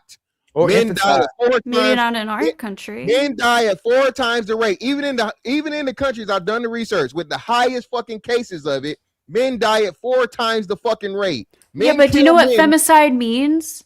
Femicide is being killed because you're a woman. And that's the point. You can prove that. Hold on. Now, Ghosty, now tell me, how can you prove that a man killed that woman just because she's a woman? Yes. That's crazy. Tell me. You could look at, I don't know, text messages, Yeah, evidence of what happened. You don't know. Investigations are very complex. It's not this simple. Bullshit is what I'm telling you. You don't know. Like, anytime a woman suffers from domestic violence, it's because she's a woman. No, it's because fucking men, and some men beat women. Some men beat men. It's some shit that happened in a relationship, and he's not beating her. I know tons of women, and I know tons of men. I know lots of women, and I know lots of men who have both been in abusive relationships by their partners. Because they're abusing. This is a prevalent problem. Ghosty, no, not now, Ghosty, right? Now it's common enough where most people know somebody. And again, that's another thing too that's not that common. Again, we got 347 million people in America, and you got less than fucking 10 million cases of fucking domestic violence. It's not even 20%. 20% is a lot. It's not, and it's not a lot. So Ghosty, if I owe you $100, you go. If I owe you $100, you gonna take 20? That's literally not what I'm. That's I know it's not, because what you're saying don't make a lot of sense. I'm not arguing that abuse is the majority of cases by any means. I'm saying it's a common enough issue to pretend that it's extremely rare. I think is silly. Extremely rare. Listen, Ghosty, if there are 300 million people in the country, half of those are adults. There are billions of people. Thank you. And there's not even a billion cases of fucking domestic violence or female murders. A billion people per year. Well, okay. How do you know about that? Because most people don't report it, and blah blah blah blah blah. It could just be a survey and everything. Blah blah blah blah blah. Right? So like you can't go off of your data either. Fantastic. Just ask her. Fantastic. Ask her about the babies, fam. That means that women just deleting children because they're babies, right? They are killing babies. Are a babies, born right? human. I didn't act. No, I'm talking about a baby. Forget the abortions. The kids 0 to 1. When the women are all these women killing their children, they're killing them because they're children, right? Yeah, infanticide, exactly. Right? Yeah, that happens. No. So the women are killing them because are the women killing them because they're babies? Because they're babies. Are they getting rid of the kids just because they're kids? Is what we're saying. No, they're not killing the kids. No, fantastic. Don't help. Fantastic. No, ask her. So they're killing these women that are killing their kids are killing them just because they're babies. Kind of. If they were a teenager, they probably wouldn't do it. What? No. Hold on. I'm asking for the women. I'm asking for the women specifically, not teenagers. When a woman kills a baby, is she killing the baby because it's a baby? Yeah, she doesn't want the baby. No. No. Oh my god. No. Ghosty. Yo. Or it's like postpartum, but it's a baby and she wants to get rid of it. Ghosty, 1 second. A lot of these women have a gigantic problem, chemical imbalance on their brain. Postpartum. So they will act on the closest thing to them, which is a baby. Yes. Right? They will break a broom in a teenager face. They will slap a 10-year-old. The baby is just more frail. They're not killing the kid or because he's a kid. They are doing it because they're mentally unbalanced and they're fucked up. So now they're doing things to the closest thing to them not because he's a baby, but because it's the closest thing to them. I guarantee you I guarantee you they mistreat dogs. I guarantee you they mistreat cats. I guarantee, like, this is what Okay, so are happens. you saying that people like Elliot Roger, like the incels no, who no, no, no, no. specifically want to harm No. women, like No, that's no, just not a no. thing? You're just One trying second, to please. 1 second. What I'm saying You're is just trying to this. create a narrative What now. I'm saying is this. There's Well, clear. Let me he's saying finish, that please. femicide doesn't Ghosty, let me- exist. It's Ghosty, let me it does finish, please. exist. I'm not even Ghosty, saying. let I'm me not finish, saying. please. I never said I femicide got was you. prevalent. Okay, let me finish. I'm just saying this, Ghosty. It's a thing, though. Ghosty. There's clearly some serial killers that go after women. We don't deny that. But Right. that's a small minority. Right, I agree with that. What actually happens is crimes by proximity means me and you are cousins, me and you are husband and wife, me and you are dad and son, me and you are colleagues, and we fuck each other up, not because you are a woman and I'm a man, or I'm tall or you're short, but because we are in proximity with each other. So No, I think let me Ghosty, please don't do that to me. Okay, I disagree though. So if I get home and my woman is in the bed with Fantastic, and I delete my woman, I didn't delete her because she's a woman. I deleted her because she committed the biggest betrayal on me. I agree. And you know, let me go see. And you know where that woman goes? To the family, to the femicide statistics, because they are going to say she got killed because she's a woman. No, she didn't got killed because she was a woman. She got killed because she was betraying me. If I was homosexual, if I was homosexual and there was two men, I will kill somebody. There will not be a mamicide. It's just the man deleting the man because Okay. it's a term. You agree though that there are men that specifically target women for being women and kill them, right? Yes, I agree. Okay, but that by definition is femicide. Yes, I agree, but that's the point. Just like the sexual And it's not common. Just like the sexual assault statistics that are inflated because you are putting there a lot of things that, in my opinion, shouldn't be considered the end all be all. I'm saying the same thing. Let me give you just one example so you actually understand these goals. And sorry, Mr. Fantastic, okay? Y'all can carry the show for the rest of it on the second segment. You know that if in Portugal, that doesn't exist. You guys have a sexual offender registry, right? Yeah. Yes. If I pee outside and I get caught, I go to that list, right? If you're outside of school or anything around a school. Yes, let's go. I'm on a park, like very close to a school. Yes. I get on that shit, right? So if I was talking about a stat and I said there's 40% of this area that there's sexual offenders, because I go on the registry and there's 40% of people that are on the registry. But then I found out that 90% of those are just people that they had to pee somewhere and they pissed on the street. The stat is manufactured because we know what sexual assault and what comes to my mind when we talk about sexual assault. You can actually click on them and see what they were convicted of. Absolutely, but that's the thing. I guarantee you, me, Mr. Fantastic, and Ali was grow before. Guarantee you. JAS. What? Grow, like right? I agree. I guarantee you. Like I used to do bouncing on a nice club. Woman will grab my ass all the time. I think that's a prevalent issue. I agree. Yeah, but you know how many sexual assaults that's on the statistics? 0. And I wouldn't. So sexual assault is actually more prevalent than what the statistics show. Yes, I agree. No, ghosty. And I would never consider that sexual assault because to me is a disrespect to women and men that actually get raped by their uncles, by their friends, and all that. So mixing these two statistics, somebody grab Ali's ass and somebody try to take that behind the barn and try to do something to her. So are two things that are very different in nature, but we're putting them together to inflate the numbers so we can get more budget, so we can get more money, so we can go now and do these things. For me, the majority of those cases aren't put in those numbers, though, right? Even if we multiply that times 10, Ghosty, I just told you, I just gave you. If you multiply it times 10, which would be an astronomical, unbelievable thing in statistics, okay, you still get right at 1 million. That's still not 1%, Ghosty.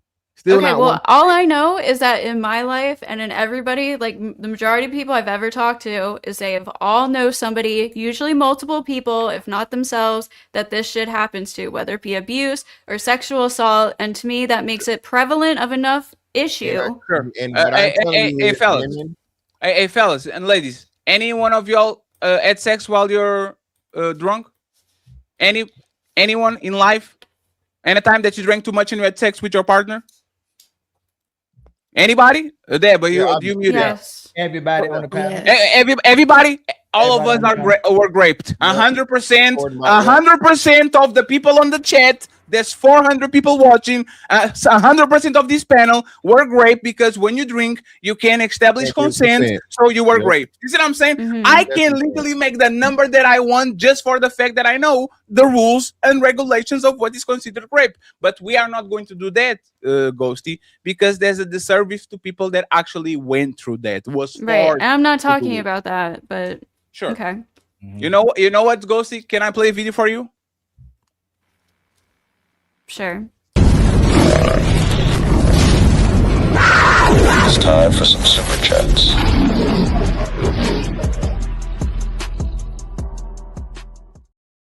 Ghosty thought I was going to do her dirty. She was like, "You can play the video, fatty." She was ready to. She looked that way, like, okay. She was go ready to go. She was like, "Hey, friends, thank you very much once again for your support. Thank you once again, Bob Works, for the $2. I appreciate you. Thank you very much for the Miss Doris for the $10 on my side and $10 on Ali's side too. Thank you so much, Miss Doris. And thank you very much, Valerie, for the $10. I appreciate you, Valerie. Our Cash App and PayPal is feeling a little bit empty, okay, friends? So please, if you're watching the show and you're enjoying the show, please support. I know y'all spend all y'all money on champagne and bunnies and all these things for y'all women. But y'all woman, hey, y'all woman, I know y'all have money. I know y'all didn't spend your money yesterday, so you better pay. You better pay to play, friends. And you all already know you can support the Hamburger Fund, the New Earth Ali Fund on the on and only Team 38 and Ali. Hey, baby, if you feeling a fatty, hit that like, smash subscribe, and bless the Cash App at $Team Fatty 8. Like the video, hit subscribe, and show love to Ali at $Ilkan. Hey, you know it's funny? Look at this. Hey, Jazz. It's not all men, but it's always a man. Hey, Jazz. Hey, Jazz. Who was recruiting for Jeffrey Epstein? Huh? Who was getting this woman? Who is on not maximum security, but walking around trying to get a plea deal from the? Come on, Jazz. Well, is she talking about the sexual assault stuff or the violent stuff? Because I did hear her say that she chimed in when she was talking about when we were talking about the fights stuff before the sexual stuff came up. Is sex trafficking and kid rape and mutilation and pedophilia violent crimes? Yeah, I know. I don't know what she was referring to, but and there are to be fair, there are a lot of really violent women that attack men too. So we should stop. It's a moot point when it becomes less than 1%. Like Fantastic was saying, there was less than 1% a year of violent crimes committed onto anybody. So most men and women aren't violent towards each other. Nope. There's an island called Epstein Island, so everybody that lives on the island is a rapist.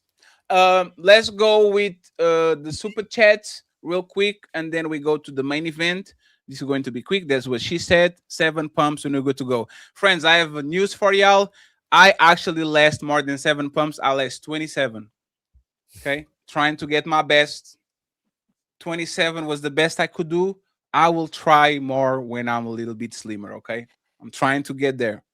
Thank you very much. So SQB says we bike. Cha-ching. Thank you very much. We have the lovely Doris in the building, the Untouchable matriarch with one Untouchable membership. The Untouchable Empire, baby. I appreciate you. Thank you very much. Doris with another The Untouchable Empire, baby. Thank you so much, Doris. I appreciate you. Luo, the duo, don't put expectations on people, but want a monogamous relationship. Cha-ching. Thank you very much, my brother. The Rick with the 5 Untouchable membership.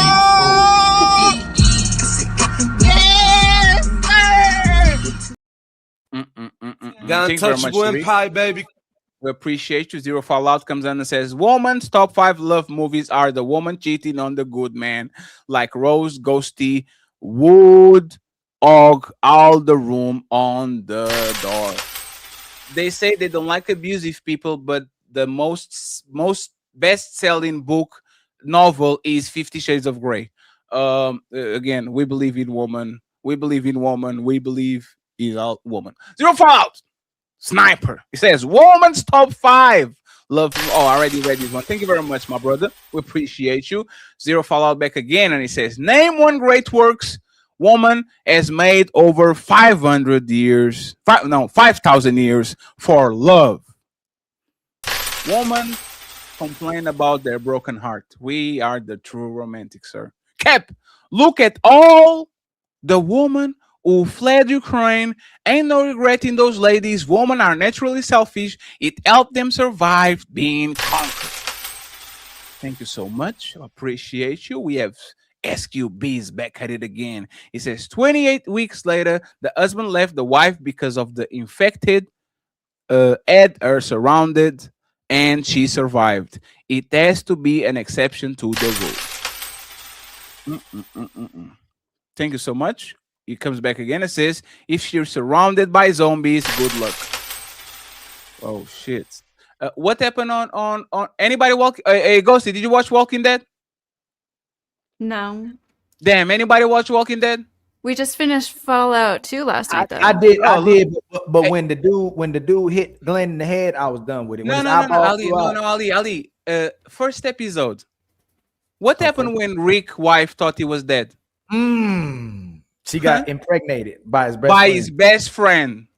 As soon as the zombie apocalypse happened and they thought Rick was dead, she said, you know what? If he can take care of me, somebody will. And then when Rick came back and he was alive, you beat my ass 10 times, nigga. I'm gonna get back up. But I promise you, nigga, when the opportunity present itself again, nigga, I'm gonna shine, nigga. In a real way, nigga. But wait, but who's writing these stories? All the love triangles and stuff? No. Who are writing these? Because there are actual female actresses that are starting to be like, look, I'm not playing this role if you're giving me like a love triangle shit. Like I'm over it. How about this movie? There was a football player who was impregnated. His wife was impregnated while he was alive by the jiu-jitsu instructor. How about that one? That's not a movie. That's real life. That's Walt Disney. I saw that shit. Crazy. That's real life. He has to be written by Fatty, while he was still alive. I'm just saying, if men are writing these stories. Who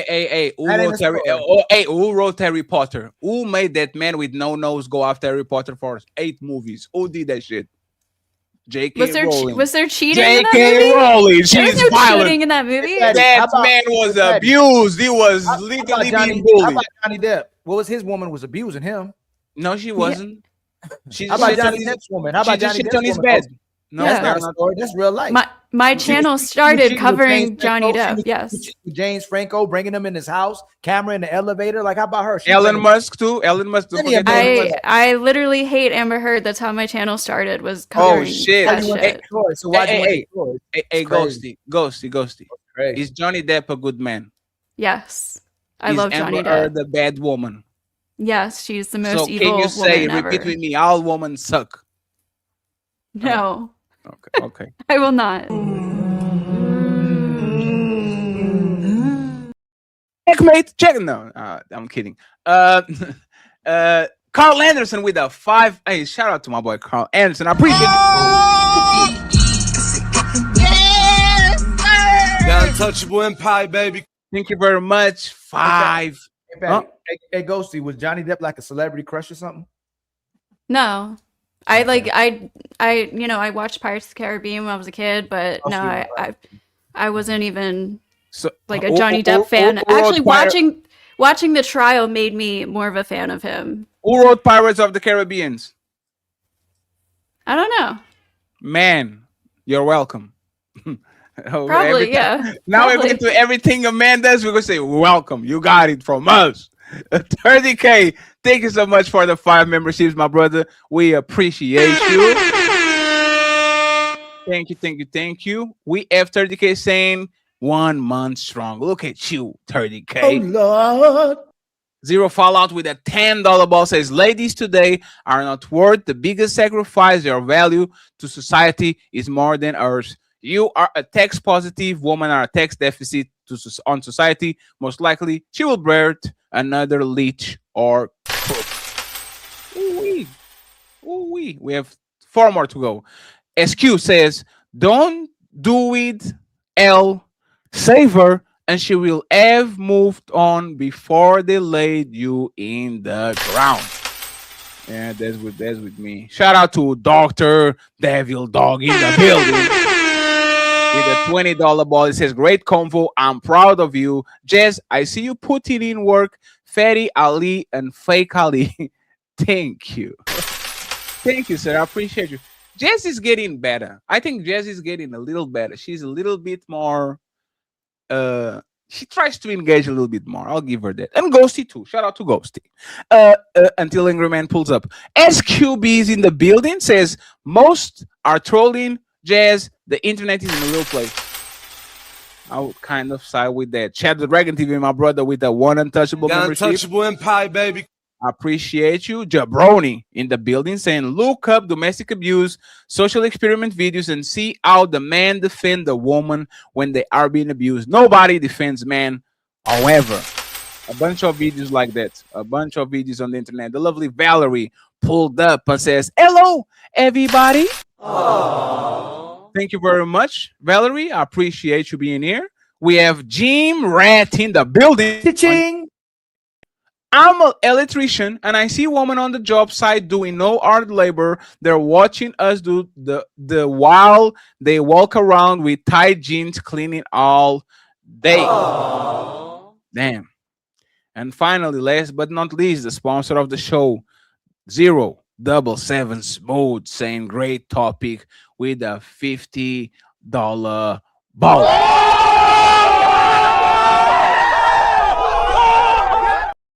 Thank you so much, sir. Appreciate the support. Thank you, thank you, thank you. Cha-ching. So, friends, Ali, how many members do you need now?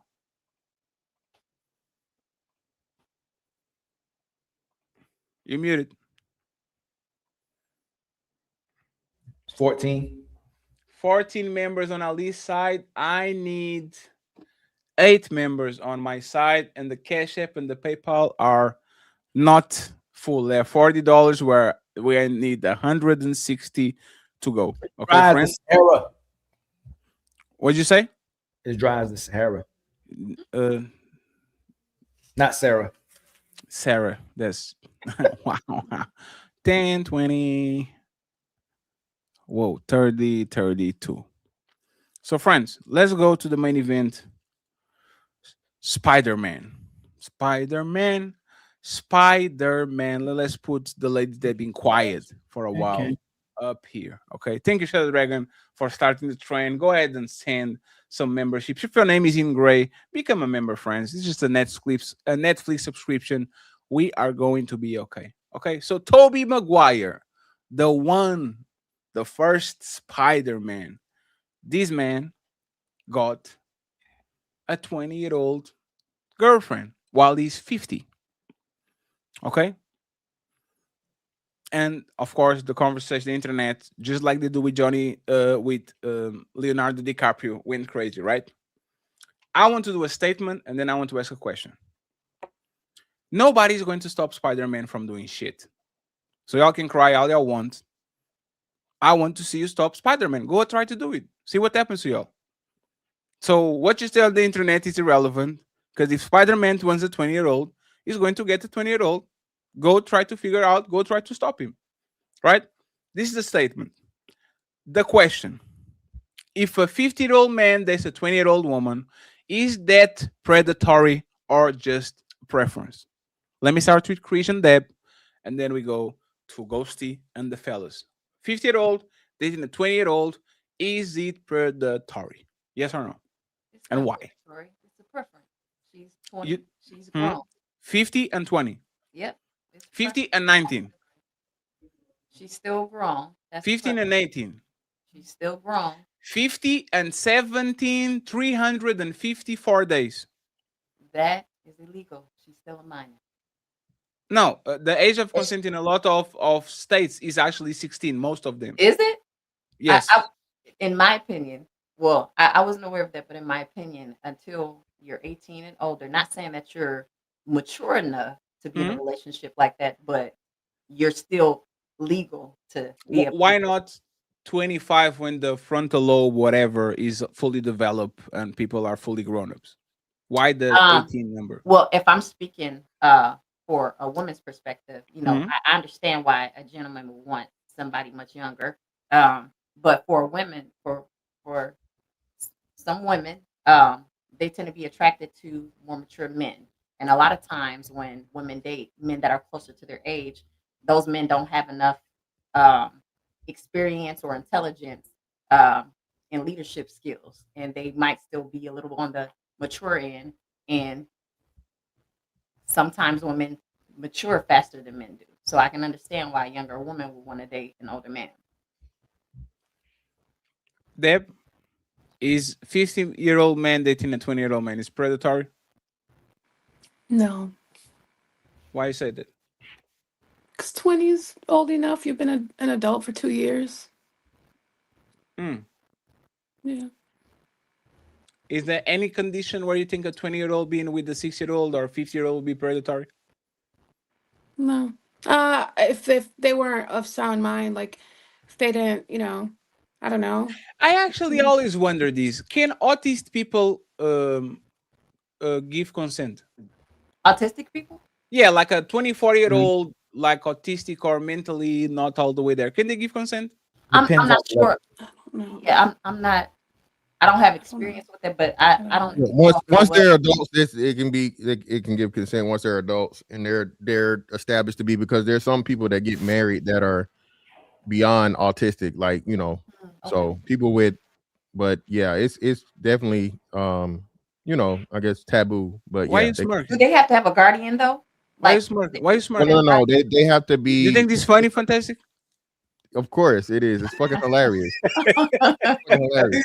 Man, he's smirking like what? It's this show, American show. They'll know. It's called In the Heat of the Night, and it's a clip going around of where this dude was like, she was 18, and he said she was retarded. That's great. I actually don't know the laws in my country. I have to actually check it out because I always wonder if you are not fully developed mentally and you are 30, do you have to ask the parents, you know hey, what's mom? Well, yeah, Fact, some they're people women. take They're women that. advantage. Yeah. Well, yeah, of course, but they're women that have, you know, specifically like Down syndrome, and they advocate for that because a lot of people defend them, and they're like, hey, you don't know what's going on, and you can't whatever, and they say no, yeah, I may be, you know, but we should do a show about this shit and get canceled again. That's, I mean, we should do a show on this. No, but there's different. It is an degrees interesting conversation. There's different degrees of autism. In fact, there's some people that have autism you would not even know have autism. Yeah, like I'm not talking about the Elon Musk, the Asperger shit, right? Because that motherfucker be fucking. I'm talking about the candy. Like the people that there's people that I like. Remember, I work with. I'm talking about Ali Forrest Gump. Great example. He can give consent. But that's predatory. No, he's not predatory. That's crazy. I love these little box of chocolates. That's not predatory. They're Get much the more fuck out of here. vulnerable. That shit is so predatory. It's not even funny. Well, I guess that's why he now, man. I ain't gonna. That's why I'm asking. Like he took her back. No. So I worked in. Yes. I worked in mental health 15 years. For 5 years, I worked with severe adults with severe autism, and those adults can't give consent. Like their autism was so severe that it wouldn't be taking advantage of somebody. But there's a lot of adults who have like certain level of autism where that you wouldn't even know they have autism. And how do you measure? There's the thing. You have to go to the doctor. Hey, doctor, I want to have sex with this woman, and she's a little bit special. No. And they say, oh, let's measure how special she is. And then there's Oh my god. No, there's other ways. I'm making jokes. Hey, people with autism are awesome. I'm just saying that's kind of a legitimate conversation to say that it's kind of abusive, kind of predatory. But you might be thinking more of Down syndrome than autism. I don't know the difference between both. Oh, I think. Oh, Yeah, I think that's why you know. Okay, so let's do this. Let's do this. Which one is the one that has the funny face? Down syndrome. He thought it was autism. Chromosome. Okay, so autism is more cognitive, right? Yeah, Down autism, they don't have a look or anything. You don't have Down a look. syndrome, they all got the same. That's why face. I think you trying to go more down the Down. I know. I didn't know. So people that look like my baby Tyranny are the Down syndrome, not Yo, the chill autism. out. You said it, Man. but yeah, she's a half a chromosome away. She said she loves me. I love her back. Tyranny, if you're watching this, I love you. I want you back. Right? So those people, they are the ones that can consent, probably, right? They usually can't. The Down syndrome. Yeah, that's the ones that advocate the most, because even with that, it's like different levels. But with them, the same thing. Anything, most mental challenges or whatever, it's levels. Y'all going to hell. Y'all seen I Am Sam? No, I'll Daddy going to hell. You seen I Am I'm Sam? not. I'm So not. You know, I'm not. Hey, people with Down syndrome are cool as fuck. Like when I was working outside, every time I saw like a kid or like a young adult with autism, like those are lovely people. They hugging their parents and walking around and smiling and shit. They scream a little bit too much, but they actually well behaved. The thing is, I don't think I ever saw like a grown adult with that shit. Like, is that like a limit on their lifespan or something like that? They do have a short Down syndrome and high levels of autism usually have a shorter lifespan. Like they're lucky if they get into their 30s sometimes. Yeah, because I only saw like one dude probably on his 40s or 50s once. Like other than that, usually it's very like young people or like young adults that are on this shit. So y'all ever seen The Ringer? Terrible what they did. Terrible. It was a guy. So I'm gonna tell you what it's about. It's a guy. Is that the movie? It's a guy that's pretending he has Down syndrome to get. That's great. Wait, what? It's a movie about It's about no. Wait 1 second. Go ahead.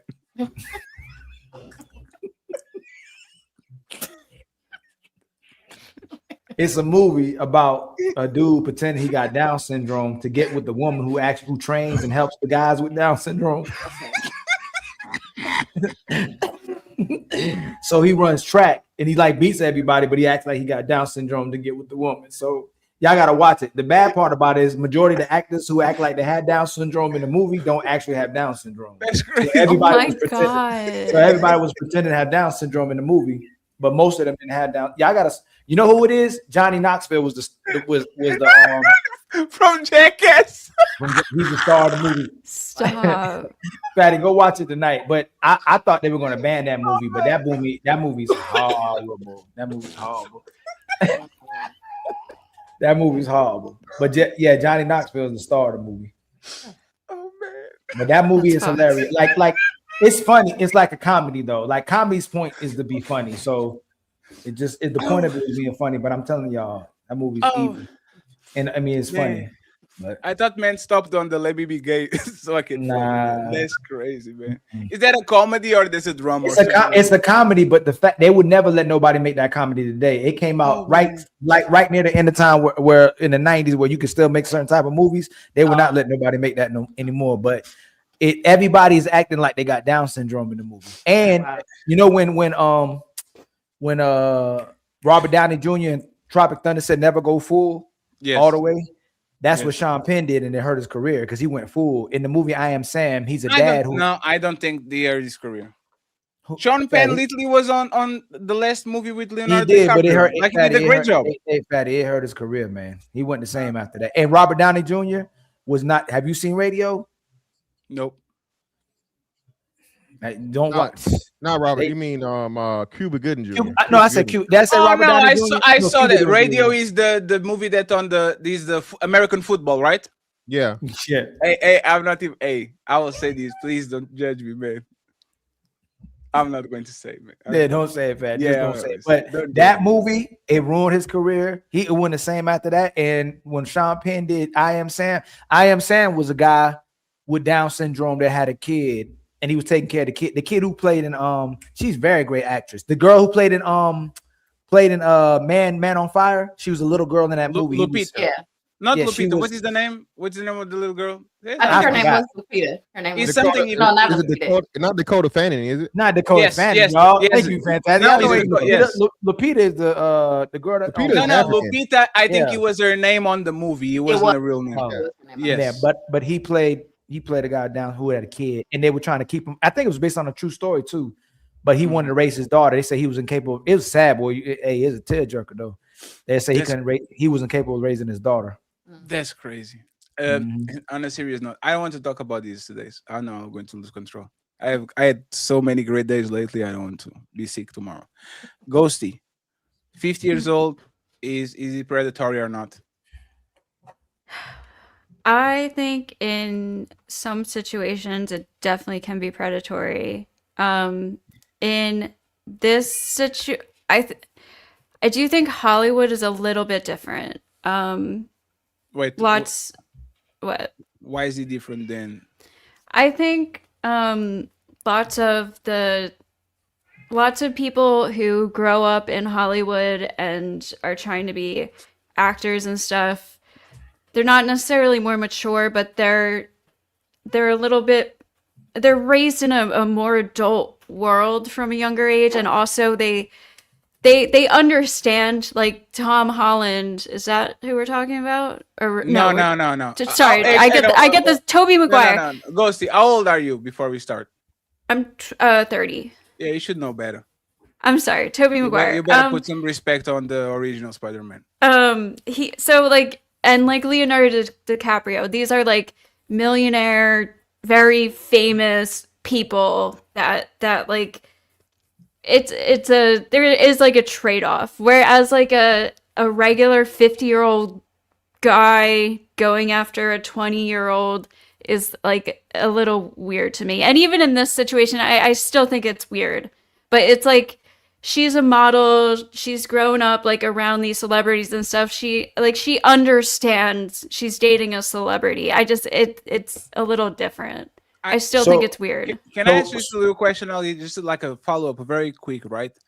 Why would the person so liberal as you, that is for gay marriage, is for alternative lifestyles, is for OnlyFans models, like is for everything, that like, why do you put the line there? See what I'm saying?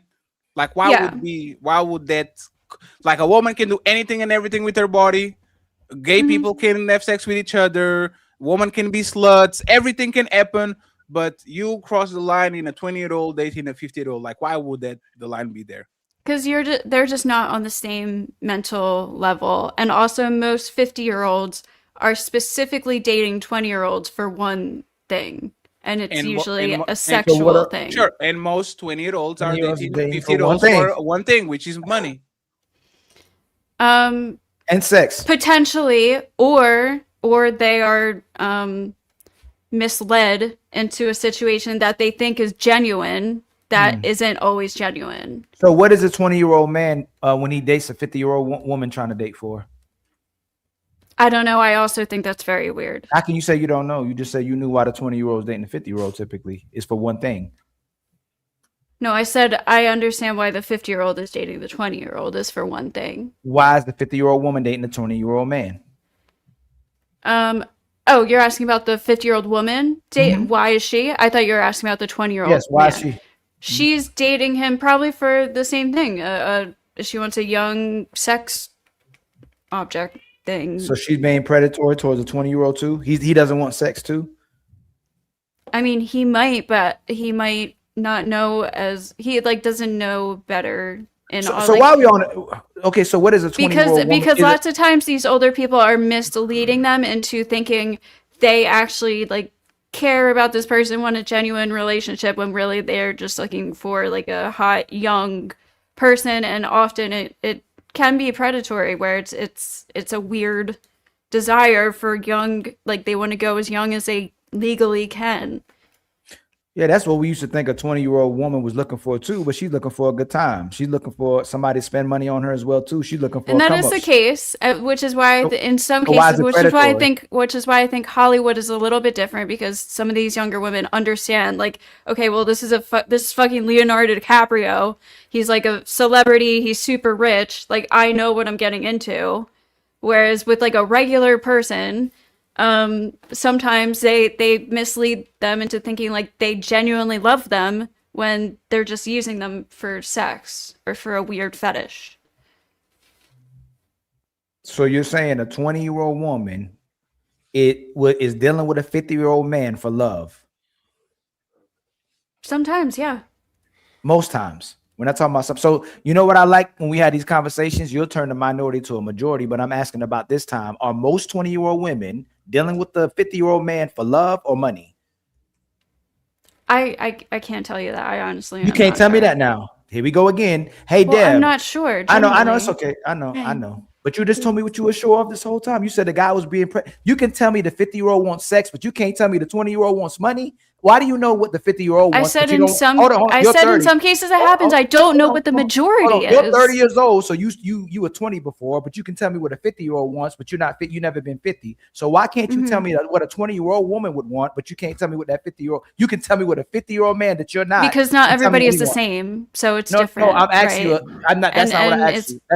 That's not what I asked So you. I can't tell you what the majority is. Why can you tell the world what a 50-year-old man wants that you never been, that he just wants sex? You can tell us that, but you can't tell us that. I said in lots of cases. In most cases, I'm gonna say again, why can't you tell us that a 20-year-old woman that you've been before doesn't want money from this guy? Why you don't know that? Because lots of these men aren't even that super rich. So we're talking about Tobey. Right, which is why I gave an exception for Hollywood. And then when we talk about situations. the 50-year-old man, ain't no. So does a 21-year-old woman typically want to date a broke man? No. So would she definitely date a 50-year-old broke man? Well, what do you mean by broke? Because 20-year-olds don't even you can't do often. that again. Hold on, let me finish. No, I'm not 20-year-olds don't letting you even. finish 'cause you're having a conversation in 20-year-olds bad don't faith. even often understand Ghosted. finances This is and how what you it have- takes this is how you to have a gaslight full us. No, financial. you keep doing this. You just told me. Okay, you can just talk to yourself. That's fine. I'll That's just fine, mute that's myself. You fine, can have a that's fine. conversation with yourself. Yes, because you pretend to be coherent when you're not. So again, you can't tell me that a 20-year-old woman wouldn't date a broke person, but then when I ask you if they date a 50-year-old man, is it because they have money or not? And you say, I don't know. You can't do that. Can any Deb, does that make sense logically? Because I'm saying what keeps happening over and over again. She can't tell you that a 20-year-old woman would date a 50-year-old man for money, but then when we ask would she date a broke man, she says no. And if he's 50-year-old and old, would she date That's not what I said. a woman would definitely? You just said you was done talking, but I told you interrupt me just to talk. You'll interrupt me just to Well, talk. if you're gonna say No, you just something said you that were I done. said You just said you incorrectly, were I'm gonna done. correct you. I'm gonna You just correct said- you. You That's just said it. you was done. You just I said you am, was- but I'm gonna correct you. No, you didn't. You did say that. I asked you, would a 20-year-old woman date a broke man? You asked me if 21-year-old women don't have a want to conversation. date Don't have a broke conversation. men. Don't have a conversation about a And conversation. I said, yeah, Would most a people 20-year-old typically don't want to date broke people. Like that's like not a typical thing. So a Yeah. 21-year-old wouldn't want to date a broke guy. Now, if he's 50 and broke, I asked you that. You said you don't know. Is that consistent with your So logic? as I was trying to say, lots of people who just no, got out of high I didn't school ask you who that. have I didn't never ask you that. managed their own finance. Nope. I didn't ask you that. I didn't ask you that. And now you wanted to talk just to interrupt again. I asked you, so you just talking on your own. Hey, Chris. Yes. Would most women want to date a broke man? No. Would if a man's old and broke, would a 20-year-old definitely want to date that guy? No. It typically she'd want to date a 50-year-old guy because he has money, right? Yes, that's Right. That's the reason. So let me ask you this: why would someone be able to tell me that a 20-year-old woman wouldn't date a broke guy? But then when I ask you if a 20-year-old would date a 50-year-old broke guy, you tell me you don't know. Why would that person answer that way? Well, I think that they would answer that way because they're caught. Okay. Thank you. Thank you so much. So this is all we're saying. What happens on these panels is that women will try to make it look like it's predatory that a 50-year-old guy would deal with a 20-year-old woman, but would deflect and derail from the point that these 20-year-old women are not looking for marriage. They're not looking for love. They're looking for a good time, a come up, and resources, especially if he got money and he's old. But if he was old and just old, ain't no 20-year-old woman typically gonna deal with no 50-year-old. So we're just It's a double asking. standard. Yes, and if someone's going to be predatory, typically age-wise, it's the young woman trying to deal with the older guy to get money. That guy that's trying to deal with a 20-year-old, they're going to have they're both adults. They're both going to typically have consensual sex. She's getting old D and he's getting young P. Yeah. My bad. Okay. Kobe. So give me just 1 second, friends.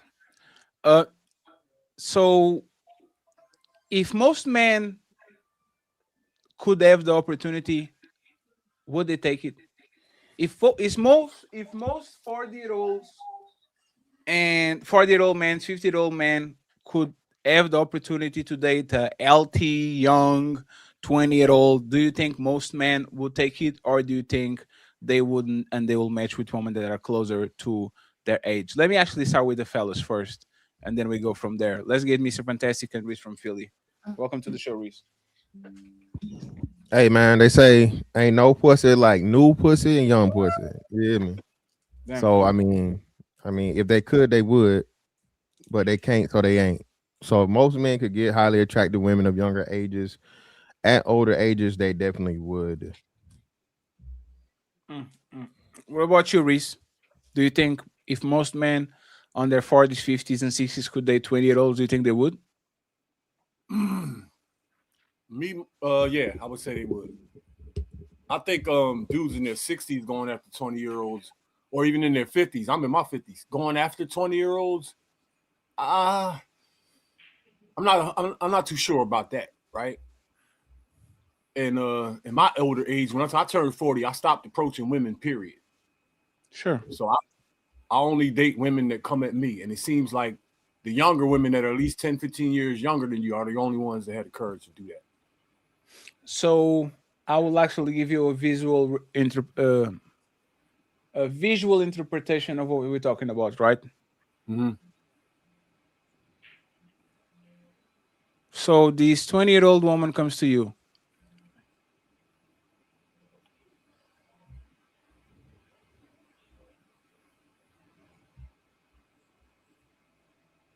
You going or not? Oh man, I don't think Reese, so. Reese definitely going. Okay, no. I got you, Reese. Let me try to sell you this pen, okay? Let me try to sell you this pen. I got you. Don't worry. Still not going? No, don't get me wrong. She's amazing, and I would throw her all. I'll try to sell you a pen, brother. You still not going? Nope. Okay, let's try. You're still not going? No. Why? Because she's only 20. That means a little short time ago she was 19. That's going to feel weird to me. I'm 56, dog. Mr. Fantastic, do you believe him? If he say it, man, he say it. But I like to believe if a highly attractive woman, regardless of her age, was in front of a man offering vagina, he's going to take it. If he knows for a fact this is an adult woman and she comes up to him offering vagina, he's going to accept that donation 99.9% of the time. I can't disagree with that, but there are people out here who are strong. Yes, you are different. You are different. Yeah, like that's the 1%. Like I said, that's the 1%, and then what we come to find out is even the 1% is getting some puss on the side. Okay. I was strong when I was 25, though. I was turning down box that nobody could. Look at my 20s. Sure, but it's all fun and games until they are co-workers at McDonald's. Yo, that's look at Athena.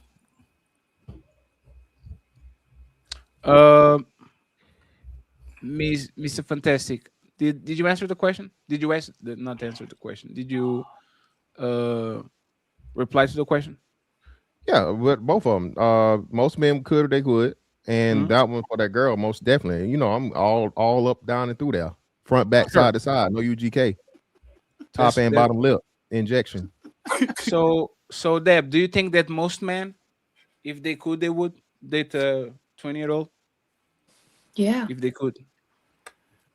Can you give me the opposite? If most women could date a rich, handsome 40-year-old instead of dating their counterparts at 20, would they do it? Yes and no. I mean, because at least for myself, when I was younger, I never dated older guys ever. Like I think the oldest when I was 20 was probably like 35, but I never dated much older than that just because of my background. I was always grossed out by older men. So still now? No, now I mean I don't mind, but I don't really date. But if what will be the limit? If like as you are in 30s, if a 50-year-old comes around, that's fine. 50s. I don't know. I would have to be funny and how old are you, Deb? How old are you? I'm 34 now. What's your age preference? Within like 4 or 5 years. No, I've always cared. what's the old, like what age would you want to date a guy Yes, now? Like what age 34 would to you 38. 34 to Yeah, 38? yeah, I've dated like a little bit older, like 40s, but I'm 40, but yeah, that's like the highest. So Deb, if Wemby, give me an American basketball player or football player that is on their 20s or later 20s. Fantastic. Can you help me? Yes, Anthony sir. Edwards. Jason Sure. Tatum. And Jason Tatum. Perfect. If Jason Tatum came to you and says, "Hey, Deb, what's up?" You going, right? Oh, I'm going. I'm definitely going. 100%. So the age is kind of a dressing thing. Yeah, I'm not talking about younger. I'm talking about older. So like. So younger you don't have a problem, but older you do. Yeah.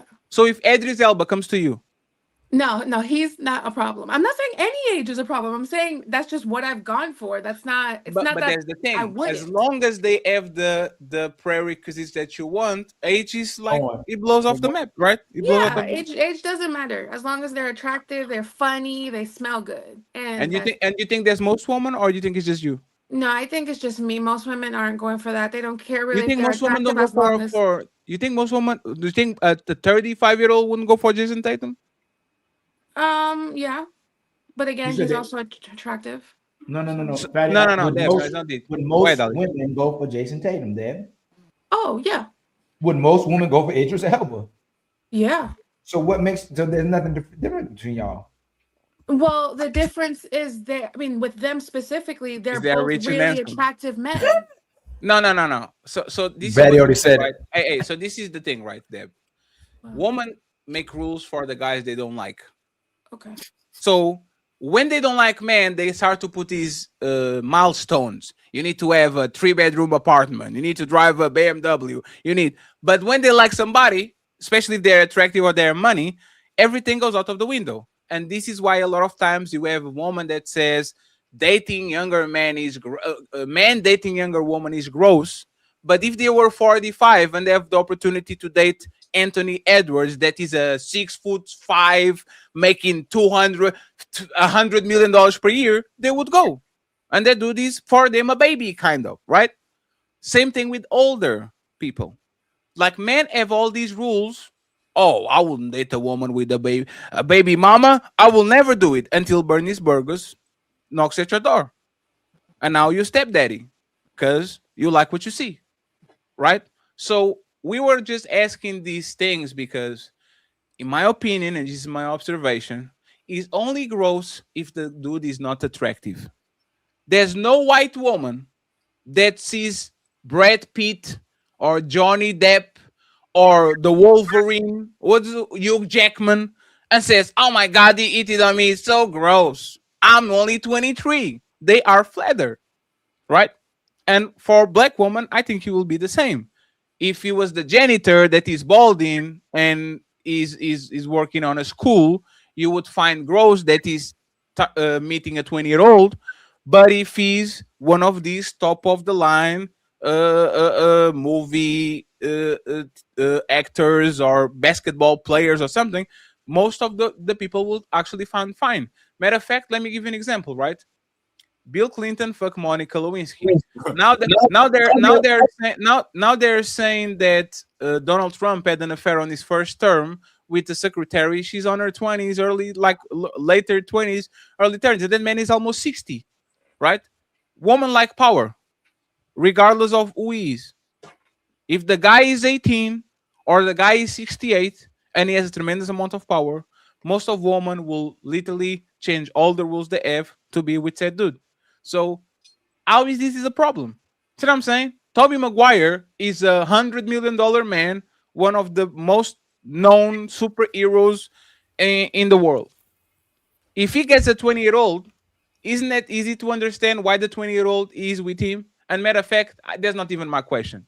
I will make a statement. Most of these relationships are predatory in reverse.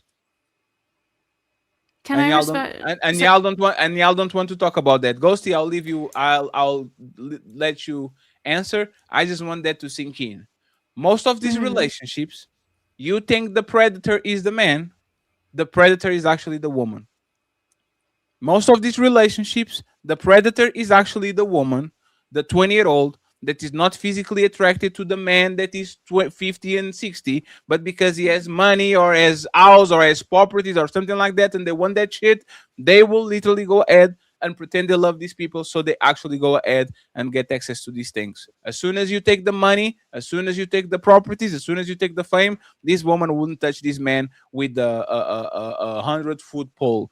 And Tobey Maguire is Shout out not to the most. Deontay Wilder. Tobey Maguire is not the most attractive white man. I will say that. Pause.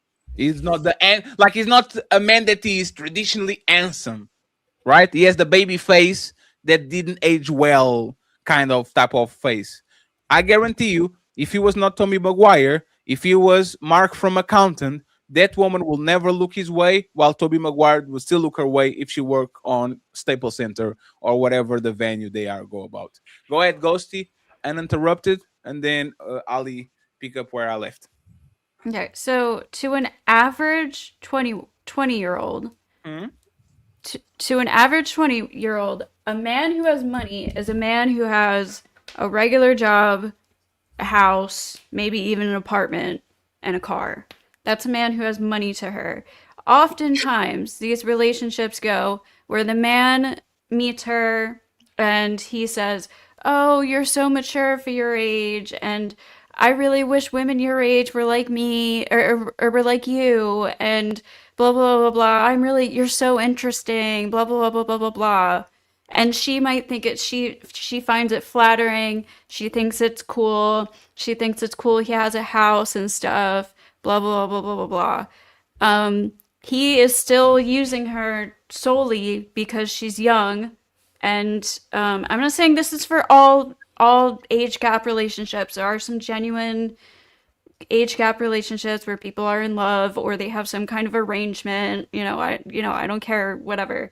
But sometimes these older men are taking advantage of these naive, like, stupid girls who are very young and don't have a lot of dating experience, and he might pretend like he has more money than he does, and you could say it's predatory because she's dating him because he has a house and she thinks it's cool.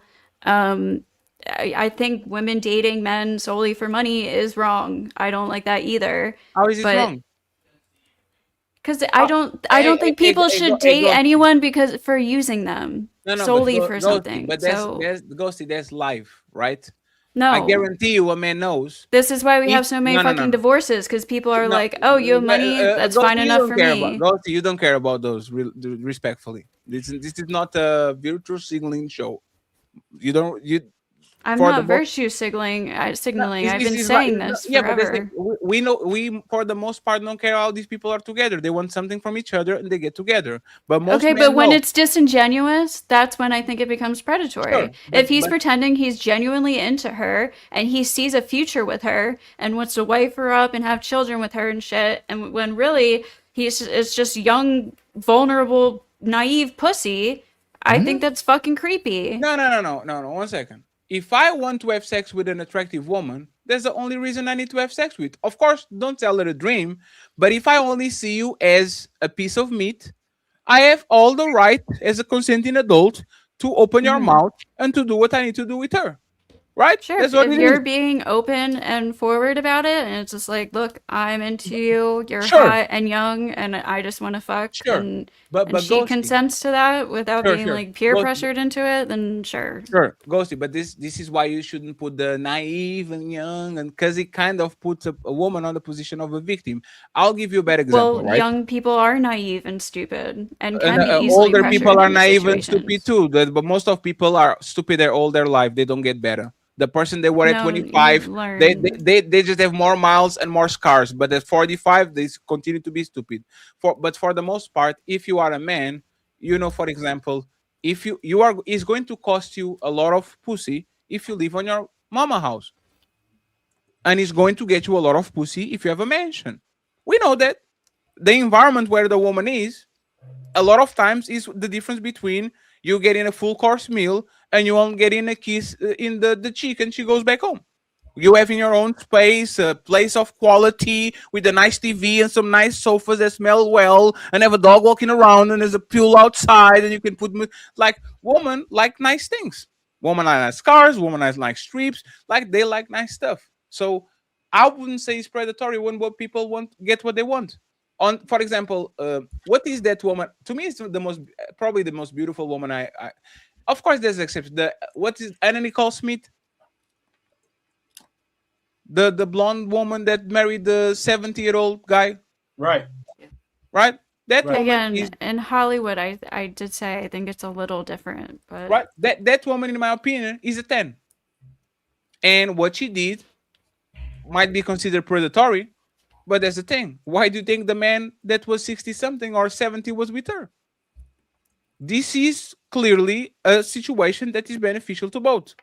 In my old age, I have all the money in the world, so I have access to one of the most beautiful women in the world, and this woman that is one of the most beautiful in the world get access to $1 billion if I die.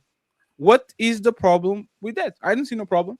I'm not speaking about billionaires. I already said that. I'm talking about an average 50-year-old guy trying to date a 20-year-old girl. I just think that's weird.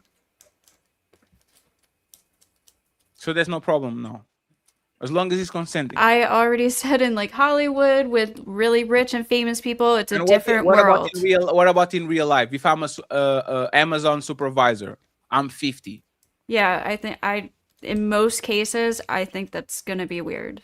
If you're trying to but date is- like is- under 21, I think Ghosty, that's it's odd. so convenient. If the man is a top of the line man, you see no problem because he's a top of he's Hollywood and billions and all that. But if he's a supervisor and McDonald's that literally works with this woman every day, all day, he can fall in love with a 20-year-old with a tight ass and some titties. Like you can do it. It can happen. I think it's rare. I think it's It's very rare? rare. That's yes, how we- in Hollywood it's a little different because I Ghosty. think these women are like they're raised in a Ghosty, whole that's- different world where they understand they're dating a celebrity and Ghosty. they know that's why they're dating them. Ghosty, This isn't just like most a age gap relationships happen because of proximity. Is you go work for Walmart and there's this handsome 50-year-old that is there and he takes a liking out of you because you came out of college, you turned 24 and you have everything in place and y'all work with each other for 12-hour shifts and you fall in love with each other. It's not like a great conspiracy. I can't wait for her to be 18. That usually doesn't happen. What happens is you get in proximity with people, you fall in love with them, and a lot of times the age that used to be a rule stops becoming a rule because you like that person no matter what, and you rather be with them than be with a 20-year-old. Am I tripping, Chris? No. But do you think it's predatory? No, I remember you asked me earlier. I said I think. Yeah, no, but on this situation, like for example, where because I know in the United States, y'all have these stupid laws that employees and supervisors shouldn't be fucking, which is, in my opinion, ridiculous. Coworkers, period. Really. Yeah, but there's the thing. Most of people meet each other now with the internet is different, right? But until now, most people meet in college or in school or in the work, and they get together and they get married. That's usually what people fall in love, and everybody is fucking at work. Well, let's be very respectful. Like HR might not know what they're doing, but most of us, like, there's very rare a place where there's no romance in the workforce and nobody says nothing about it because it's irregular, right? If he's a 50-year-old and a 20-year-old on a workforce, like, other than she being directly under the person, meaning I can give you a promotion or something like that, would you think that will be something that should be avoided, or you would recommend actually to younger woman to be with the older man? If you were the queen, princess, I'm going to give you the title of Jazz now that she left, right? If you're the queen, king, queen, princess, diva, empress of the world, would you recommend younger woman to date older man? And then I want Mr. Fantastic and Deb to actually answer that to Wan Ali. Would you recommend like a 20-year-old dating a 35, 40, 45-year-old, or would you not recommend that? I would recommend if the young lady is of age to date, like 20 and above, depending on her maturity level, this is how my recommendation will go. But yes, I would encourage her to date somebody that is older than her and not as close to her age, only because um, from what I've experienced, men that are closer to women's age, they're not as experienced. They don't have as much intelligence. They don't have enough experience to have the necessary leadership skills to lead a woman. So most times you get a young man and he's still experiencing life. He still has things that he wants to do. He's not at a place where he's trying to possibly even be, committed to a woman or even like take those steps.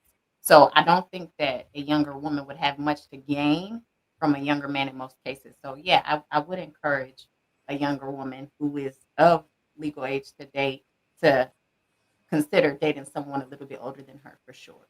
What would be the range? So say if she's 20 years old, I would say you could do a 30 or a 35, something like that. Oh, we. Hey, fantastic. Sorry. Did I miss? Yeah. Oh, did I miss something? Chris, can you say that right back again? What age guy should date what guy? What woman? You saying what did I say? Yes. Yeah, you said. The age range. Like say if she's 20, I would encourage her to date somebody like 30 or 35. Yeah. I agree. It's funny. I actually agree with that. I didn't for certain reasons, but I will save it.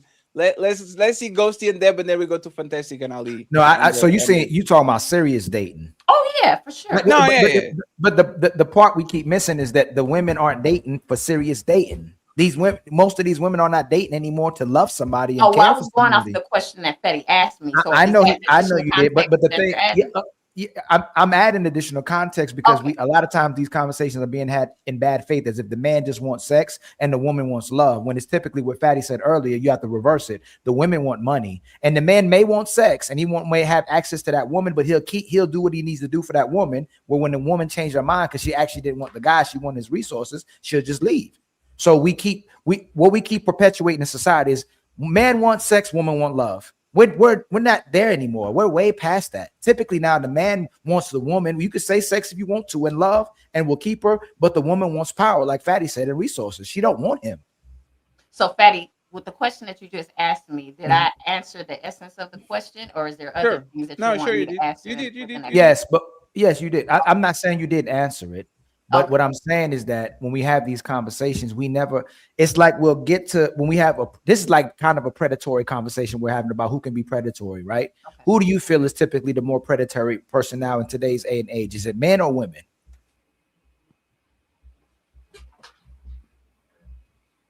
Give me a moment. I have to process that. Okay. How about you, Deb? I would say women, back to me. For sure. Women. You literally have 20-year-old women and 50-year-old women, 40-year-old women trying to date young guys for what we call buzzer beater babies. Like they still looking for these young men to take care of them instead of looking for young men they could possibly take care of in this so-called 50-50 world where we're supposed to be treated equally the same. But a lot of times this 20-year-old woman, we try to play, oh, she's just young. Oh, she's emotional. She's just a woman. Like when we go, hey, that 16-year-old boy, he's almost a man. That's a grown, like he know what he's doing. He know what he was doing when he was 20. He knew what he was doing when he was 25, 30. The woman, she never knows. She's naive. She didn't understand what was happening. She didn't know what was coming to her. When women are extremely strategic and tactical, they know exactly what they're doing and how they're maneuvering, typically. I would say a better example is kind of the OnlyFans thing, where 20-year-old woman are taking advantage of 50-year-old lonely man or sexless man to get money from them. And men think they're talking to the girl, and they're talking with the man in India saying, I miss you too, right? Which is, in my opinion, extremely predatory, but it comes from a point of view of scarcity versus abundance.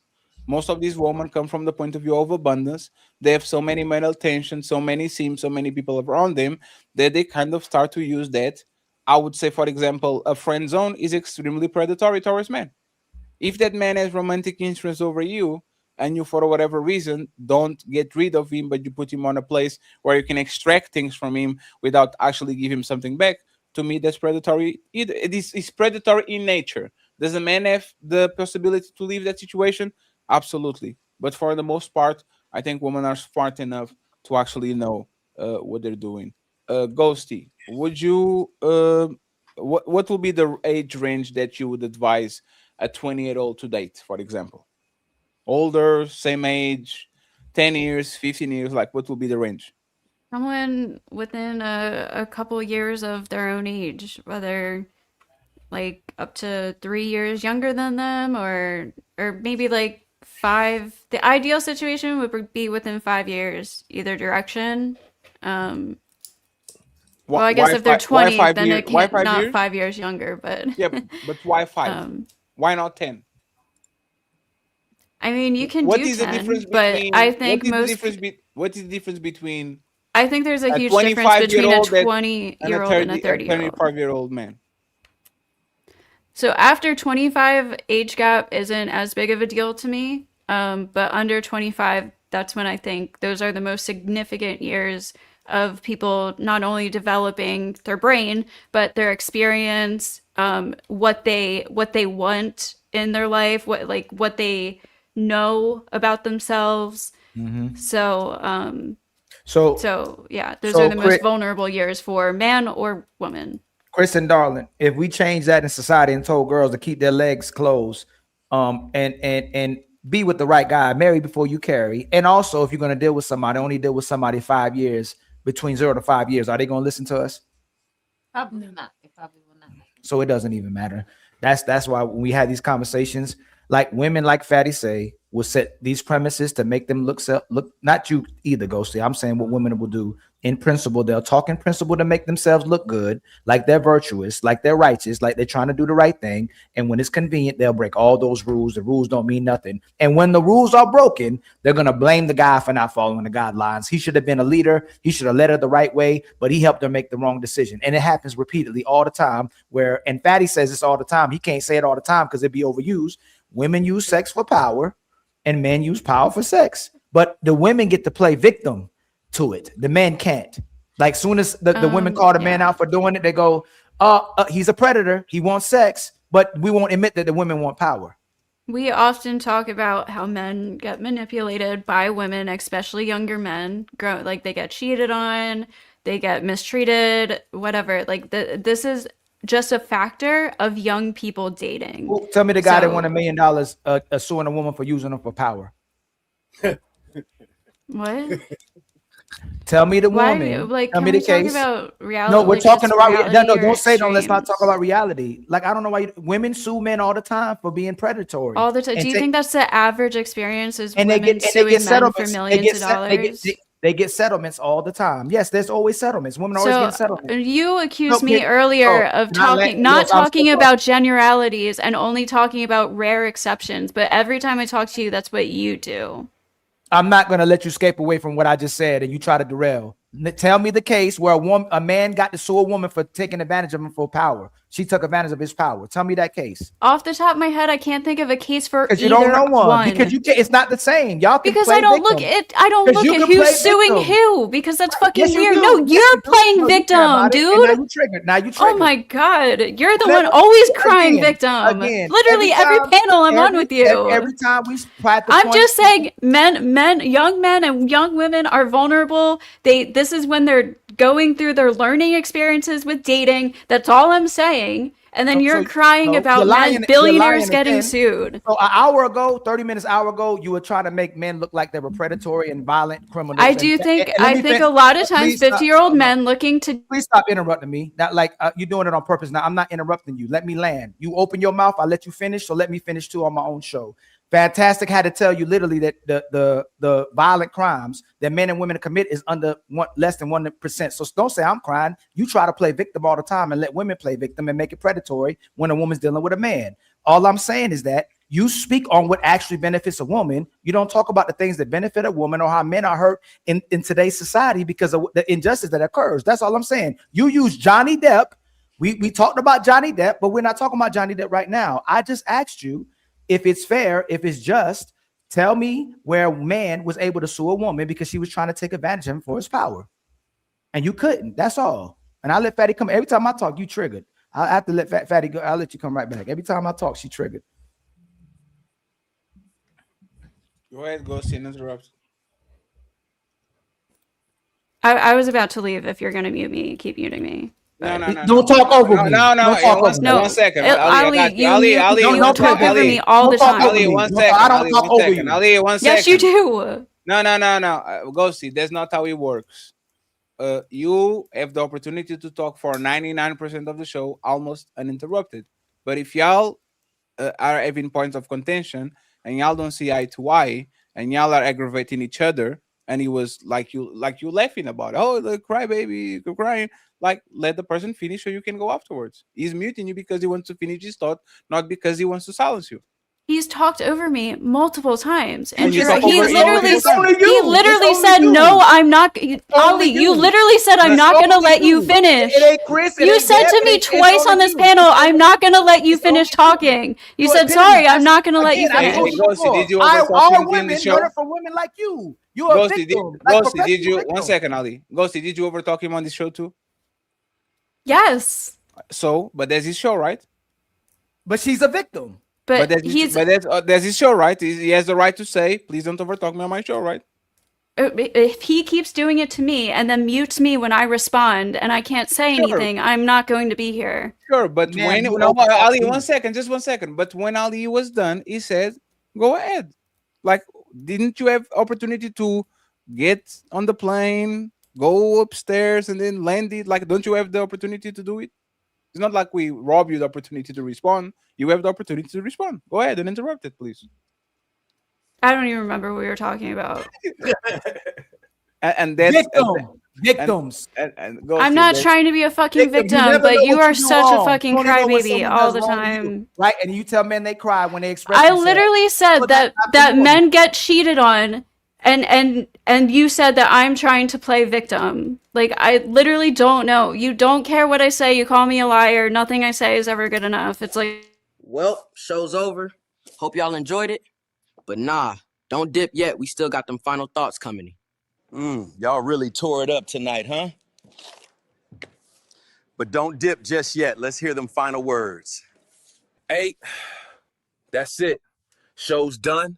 Now shut the fuck up and let the panelists speak. It's time for final thoughts.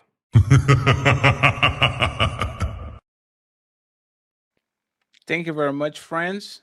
Ghosty, final thoughts. Do you fantastic? You going live, Ali? You going live? I need to know who's going live. You going live, Ali?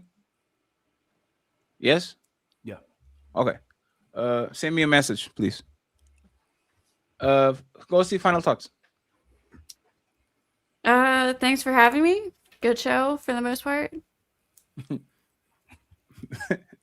Friends, next week we start with the White Channel. We're going to start to talk about politics. The Breaking Ground starts at 5 p.m. on Thursday, okay?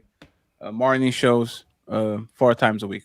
We're going more professional. We're going to go from 40 pieces of content per month to 150. So wish us luck, okay? Thank you very much. Miss Chris, final thoughts. As always, I learned a lot on these shows. They're very From me. enlightening, and I enjoy the meeting of the mind. So you guys are wonderful, and I pray that you have a blessed evening and a blessed rest of your week. Thank you very much. The lovely Deb.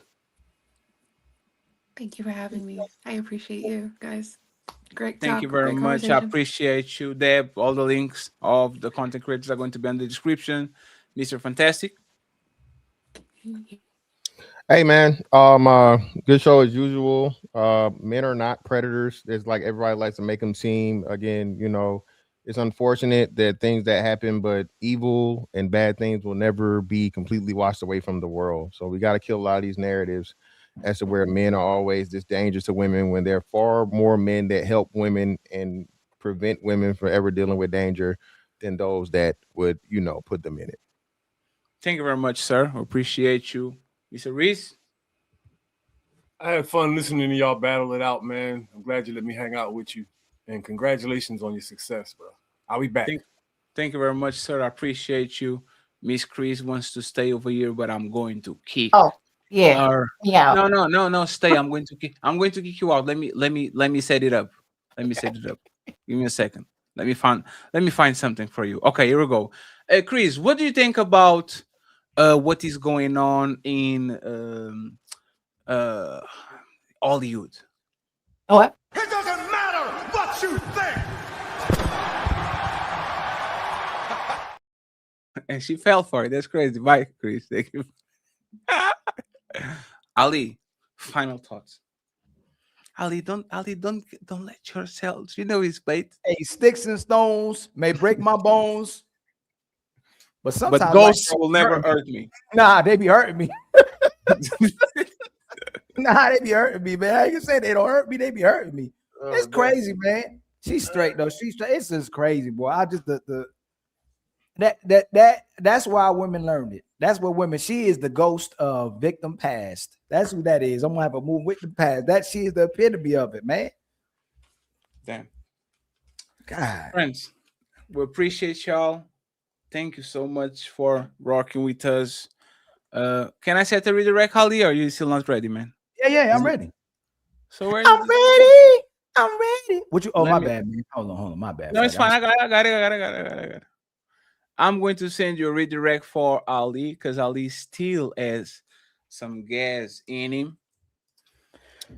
I am depleted, so I will just go ahead and show myself out. So I appreciate y'all, friends. Y'all going to have the redirect. Do you have the redirect already ready on yours, Ali? Yes, sir. Yes, so mine is here too. Team Fed in the Untouchable see you during the week, but Ali sees you right after this one. The Untouchables are out. Peace.